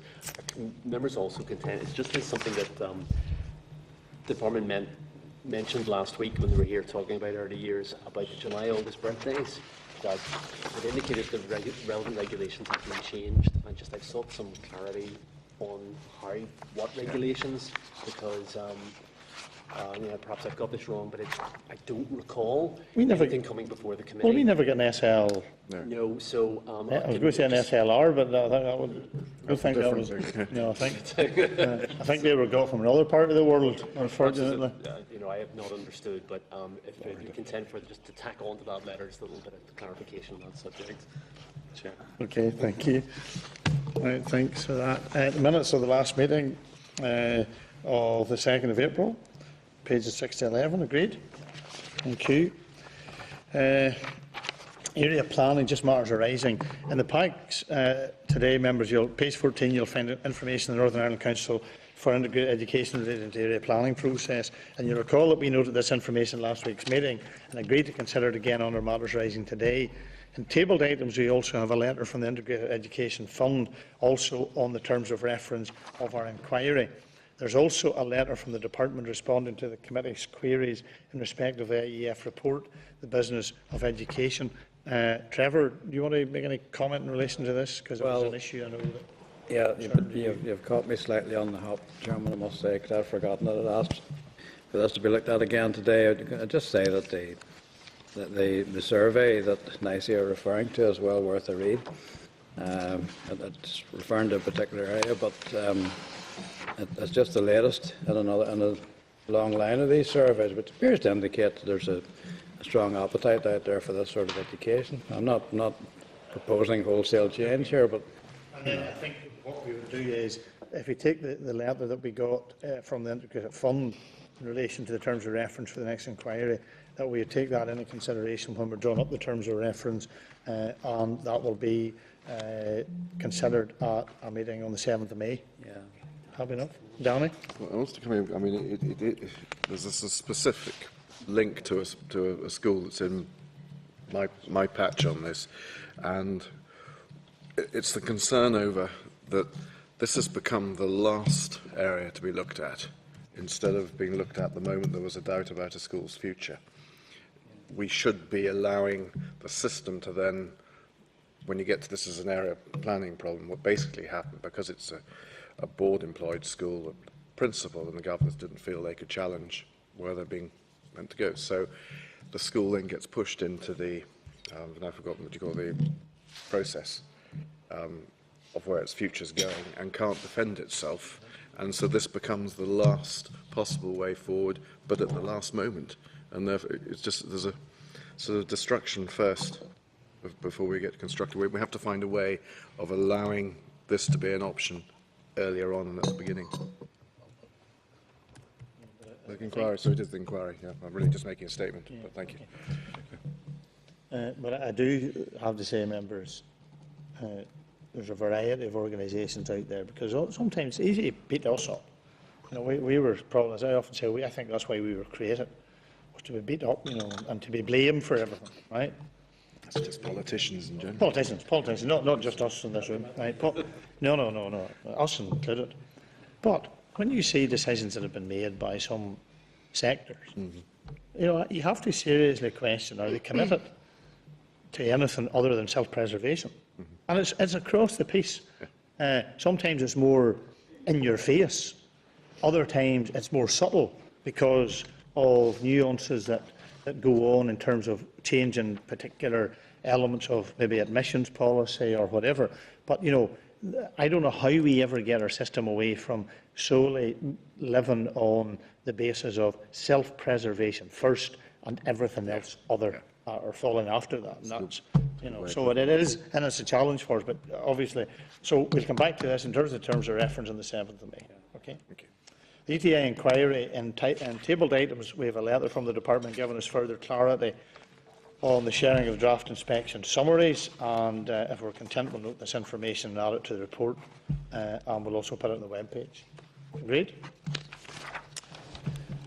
Okay, that takes us in, members, to the STEM and schools, a written briefing consideration of summaries. You will find the written briefing at pages 137 to 144 in the pack. And Peter, do you want to comment? Sure, just as indicated in the pack, since the committee's visit to the Science Park in May 2013, a year ago, we've received briefings from the department, SIA, the Education and Library Boards, and interested other stakeholders like Sentinus, Association of Science Education, Royal Society of Chemistry, GeoServe, etc. October, as members will recall, we went to Scotland and met, among other people, with Professor Colin Graham, who's the chair of STEMIC, which is the Scottish STEM Education Committee. And in January this year, we had our Science Park STEM is Cool event. So throughout the committee's consideration of STEM, a few things have sort of bubbled to the surface. There's the teaching of STEM-related subjects in primary schools through the world around us, which I've heard a lot about.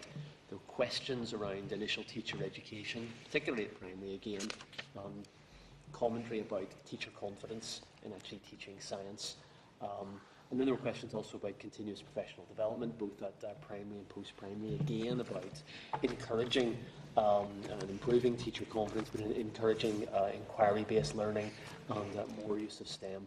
And there are also other questions around careers education, gender issues.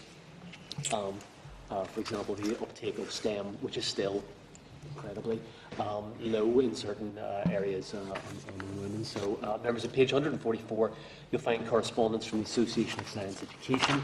You'll recall that we wrote to ASE to ask for their comments on the briefing that we got from departmental officials on the 19th of March. So, what I'd intended whenever the committee agreed to put this into the forward work programme was that we would take this evidence The committee might produce a short report, maybe there'd be a debate.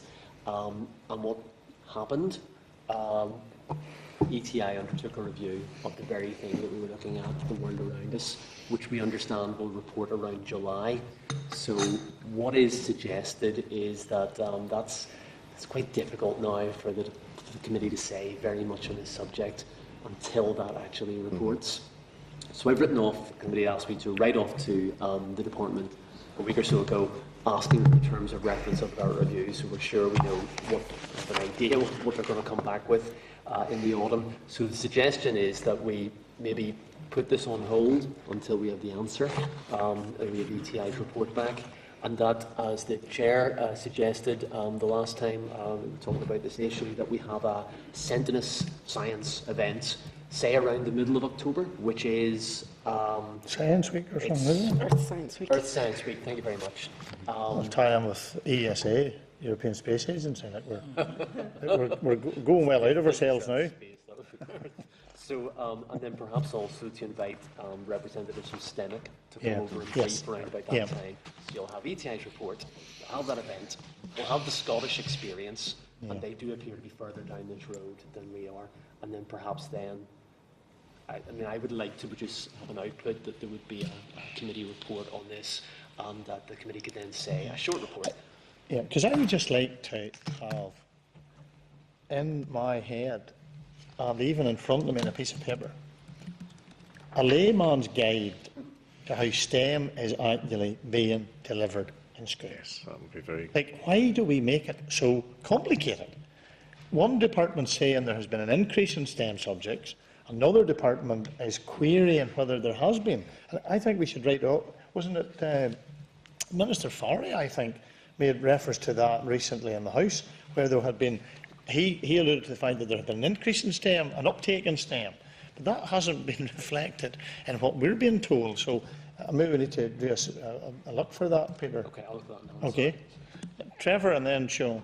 I completely agree with that suggestion, Chairman. We're all a bit confused as to how this thing is delivered, but I just wanted to comment about Sentinus, because I did say, I think it was 2 weeks ago, I would attend their event in the Ramada, and I did. Danny was there too, and it was an absolutely fantastic event. I mean, the enthusiasm for children from P4 upwards, and what they managed to do, and the ingenuity that demonstrated, it was truly amazing. I mean, I think we can do worse than keep talking to Sentinus, because they really have their eye on the ball, and they're, I'll certainly try and attend some of their future events. Sure. And I think that goes to the point. 2 points I want to make. One is that we need to continue to be better informed. I attended one in St Mary's University College. The enthusiasm of those children is just incredible. But it'd be useful if we all had different experience, had all sort of dipped into ones that are happening in our own constituencies. And it does follow on from another point I made to the Minister about professional development. Sentinus told us about the great STEM ambassadors and so on they have, or the STEM ambassadors. But, they will do a concentrated piece of work in a school along with 4 or 5 other schools for a few weeks, but there's no follow-up. So ongoing professional development in terms of developing the science expertise of our teachers is very, very important. I think too, and I know it's a repeated one, but obviously the Minister is going to have a huge challenge when he goes into the ring when it comes to the budget and fighting his corner. Well, I think that we should also be putting as an issue which repeatedly comes up every time you come to this issue of STEM. The STEM bus. STEM buses are a great facility. They only have one, and it is, those people who are involved in the STEM bus are stretched to the very limit. And if you take out when they go to particular events, that takes it out of being in schools. So they're being asked to go beyond, like when they go to the BT Young Scientists. So you basically can cut out a week in a sense. So about the continuation of STEM bus, but also making a bid for another STEM bus, because I think it would be a huge, that's a very practical, tangible, hands-on piece of kit which makes an invaluable contribution to the whole issue of STEM and our pupils in our schools. So are we happy that we maybe write to the Minister saying, we will support him But obviously, all that has to go through all the processes within the department. But as a committee, we think that it's an issue that we'd like to see support. Danny, then I'll go to Chris. I wanted to say it's simplified, so we know exactly what's there and being delivered and how it's being done. But, Thanks, Chair. I think one of the issues I've seen you've picked up on this is a lot of the problem comes from the world around us, and we're all aware of it, that teachers, because of a lack of CPD or whatever it may be, are confident that they can teach them sciences, fall back on other subjects and don't. I wonder, has it been clarified to what extent has teacher training adapted to the changes in the curriculum to facilitate that? In that, is the teacher training aware of that incident happening, and what are they doing to address the teachers coming through who don't feel confident enough to at an earlier stage? Because I feel if we plug the gap at an early enough stage, then the teacher may be confident to teach energy, or may be confident to teach electricity, instead of falling back on to geography and history. Should we wait to answer that question? Oh, we have. That very question, and it would be wrong to assume, but we've asked in terms of reference of the ETI review, because hopefully they will comment on that. I mean, do teachers, they will say something about teacher confidence in this issue and make recommendations, perhaps. So that's what we've asked for the terms of reference, but I think committee's already said that. Would it not be worthwhile us writing, I know we can do this directly, but if we have to abide by protocol, write to the DEL committee and then to St Mary's and to Stirnmillis and to University of Ulster and ask them specifically how are they addressing this issue? Yeah. So we have a sense from them in terms of it, because it's a key point, because if you don't start with teacher training and dealing with the existing cohort of teachers that we have, you're really having a real uphill struggle. It's primary, STEM, obviously we're thinking of. Yes, it is, yes. Absolutely, Chair. Okay, No have enough? Okay, so we're happy then that we would suspend the consideration of the STEM issues until ETI review is concluded in July. So we're writing to the Minister, is it in support of the bus, the extra bus? Yes, are we happy to write in support of the existing provision in terms of the STEM bus, and also, if possible, that he'll give serious consideration to a capital bid, particularly for the supply of an additional bus? Okay, as I think it's that. Good. Are we content to invite the representative of STEMIC to brief the committee on Scotland's experience promoting STEM schools? Peter, would do that at the same time as we would do, we'd do it all in in October? Yeah, that's what we're thinking. Have enough? Okay. Okay. Then I think that's all covered. Yes, that's all covered. Let's go to correspondence, and that's at pages 153 to 224. We have 7 items provided under correspondence. I just pick out a couple. Page 194, you'll see correspondence from the RTU regarding its pilot study relating to emotional health and well-being. The study refers to the need for interagency working with the Public Health Agency, and I'd suggest that we would seek commentary on that when the Public Health Agency briefs us on the 7th of May. Because obviously this is an issue, and I have to say, and I know there's other members, I know the Minister went to Fermanagh to see this particular issue. Emotional health and well-being is a matter of huge concern, and this was a good piece of work that was undertaken, and I would just have a concern to ensure that it's embedded, it's progressed, it's resourced, and maybe we should wait till we have PHA up to brief us on the 7th, and then, or should we, in the interim, ask the department to comment? Do you want actually a briefing from RTU just to come and tell you about it? Yep. I'd read about it. I think we should, because we've never had Shauna, who was a teacher who was involved in it, who anybody meets will be impressed by her. So I think, yes, we should. Yep. I'm not sure when we'll get that, members. No, but we'll ask for it. We've got PHA coming. In the meantime, can we ask the department for an update? Yes. So how this issue is being addressed? Yes. Okay. Page 223, you'll see correspondence regarding matters relating to Ballysellan Primary School, the Board of Governors. You'll also recall that we recently wrote to the Department requesting clarification on its powers to remove and replace governors, and the response is still awaited. So I propose that we respond to the school indicating that the committee cannot get involved in individual cases, because I think the difficulty is if we do that, then it opens up the floodgate for. But in terms of the policy issue, we have already asked that, and when we get that response, we will forward it to the school. As members content with that? Yep. We're trying to be fair and consistent in the way that we deal with it. Okay, in table papers, you'll see correspondence from Rosetta Primary School relating to a development proposal, and then again the same thing applies. It's page 22 of your table papers, and it's Rosetta Primary School. Okay, happy enough? Just let you get a minute or two.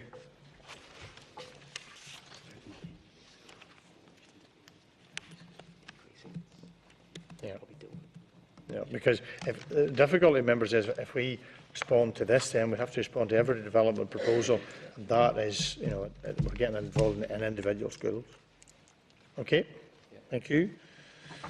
And then in tabled items, you'll also see a response from the department following on our queries regarding flexible working, and I suggest that we further correspondence to the Committee of Finance and Personnel to help inform their inquiry on the subject. It's an issue that they're taking forward, so we just really forward it on to the department. And if there's no other issues, Danny, on correspondence, yes, go ahead. Correspondence number 6, which is 221. I only put that in because this was sent to me. It was comparing the free school meals percentage to the special needs and really showing that there was no correlation. That was really for the earlier discussion. I think what we should do, I think we should send that to the department and ask them for their comment. Yeah. Because it does raise, there's no correlation. And the Minister made a point that there's a correlation. Yes, there's a correlation between educational underachievement and social disadvantage. But those figures raise anomalies, which are, and the Nolan report raised one for me. But 19.8% of working class boys and boys in receipt of free school meals don't achieve 5 GCSEs A star to C. So the issue is, but they should have then, if free school meals are being used as an indicator, how then is that figure so high? And I know it's not as simplistic as that, but it proves the point that it's not just a robust. If we ask them to look into the figures of even just a sample Yes, just even a like sample, that and come up with why there are differences, it will give us a much better knowledge of how to look at it. I'm unsure if surely there's every difference between special education needs and a child on free school meal entitlement. But what are we trying to? We're trying to find the different reasons as to why, because it comes to the funding in different ways. It matters to each school. But I think too as well, Danny, what it is, it's the issue of if under the current regime in relation to common funding formula is solely based on free school meals, the issue of special needs is not being, because the Nolan factor has been taken out.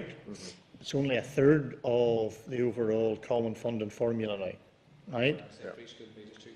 Whereas free school meals. So the worry is, are we now going to lose a cohort of pupils that are not?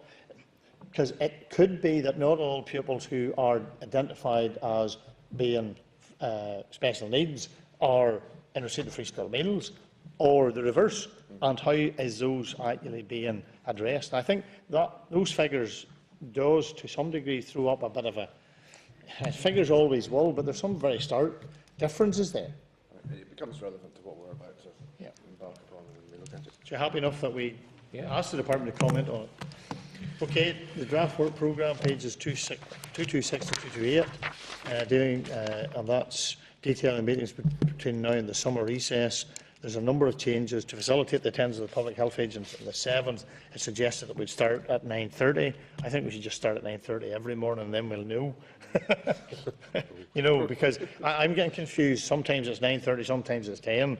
I think that we should just say members will start at 9:30. Would you? Do you want to? Well, I like the 10. Right. Well, we'll make that decision somewhere. Start at 9:30 and we'll all turn up. Right. Okay. Right. Keep it as it is. All right. Okay. As long as we get out. Right. Okay. Any other business? Any other business that members want to raise? Okay. Then the inquiry into education training inspector school improvement process. A draft inquiry report isn't complete, but we'll get that after Easter. Okay. Okay, members. That means that we have no meeting next week. No meeting next week or the week after. Well, can I take this opportunity to wish you all a very happy Easter, and don't overboil your eggs. And don't put them all in one basket. Thank you for your help. And the next meeting is on the 30th of April at 10 a.m. in this chamber. Thank you. Thanks, members. Thanks very much. Well done. Thank you.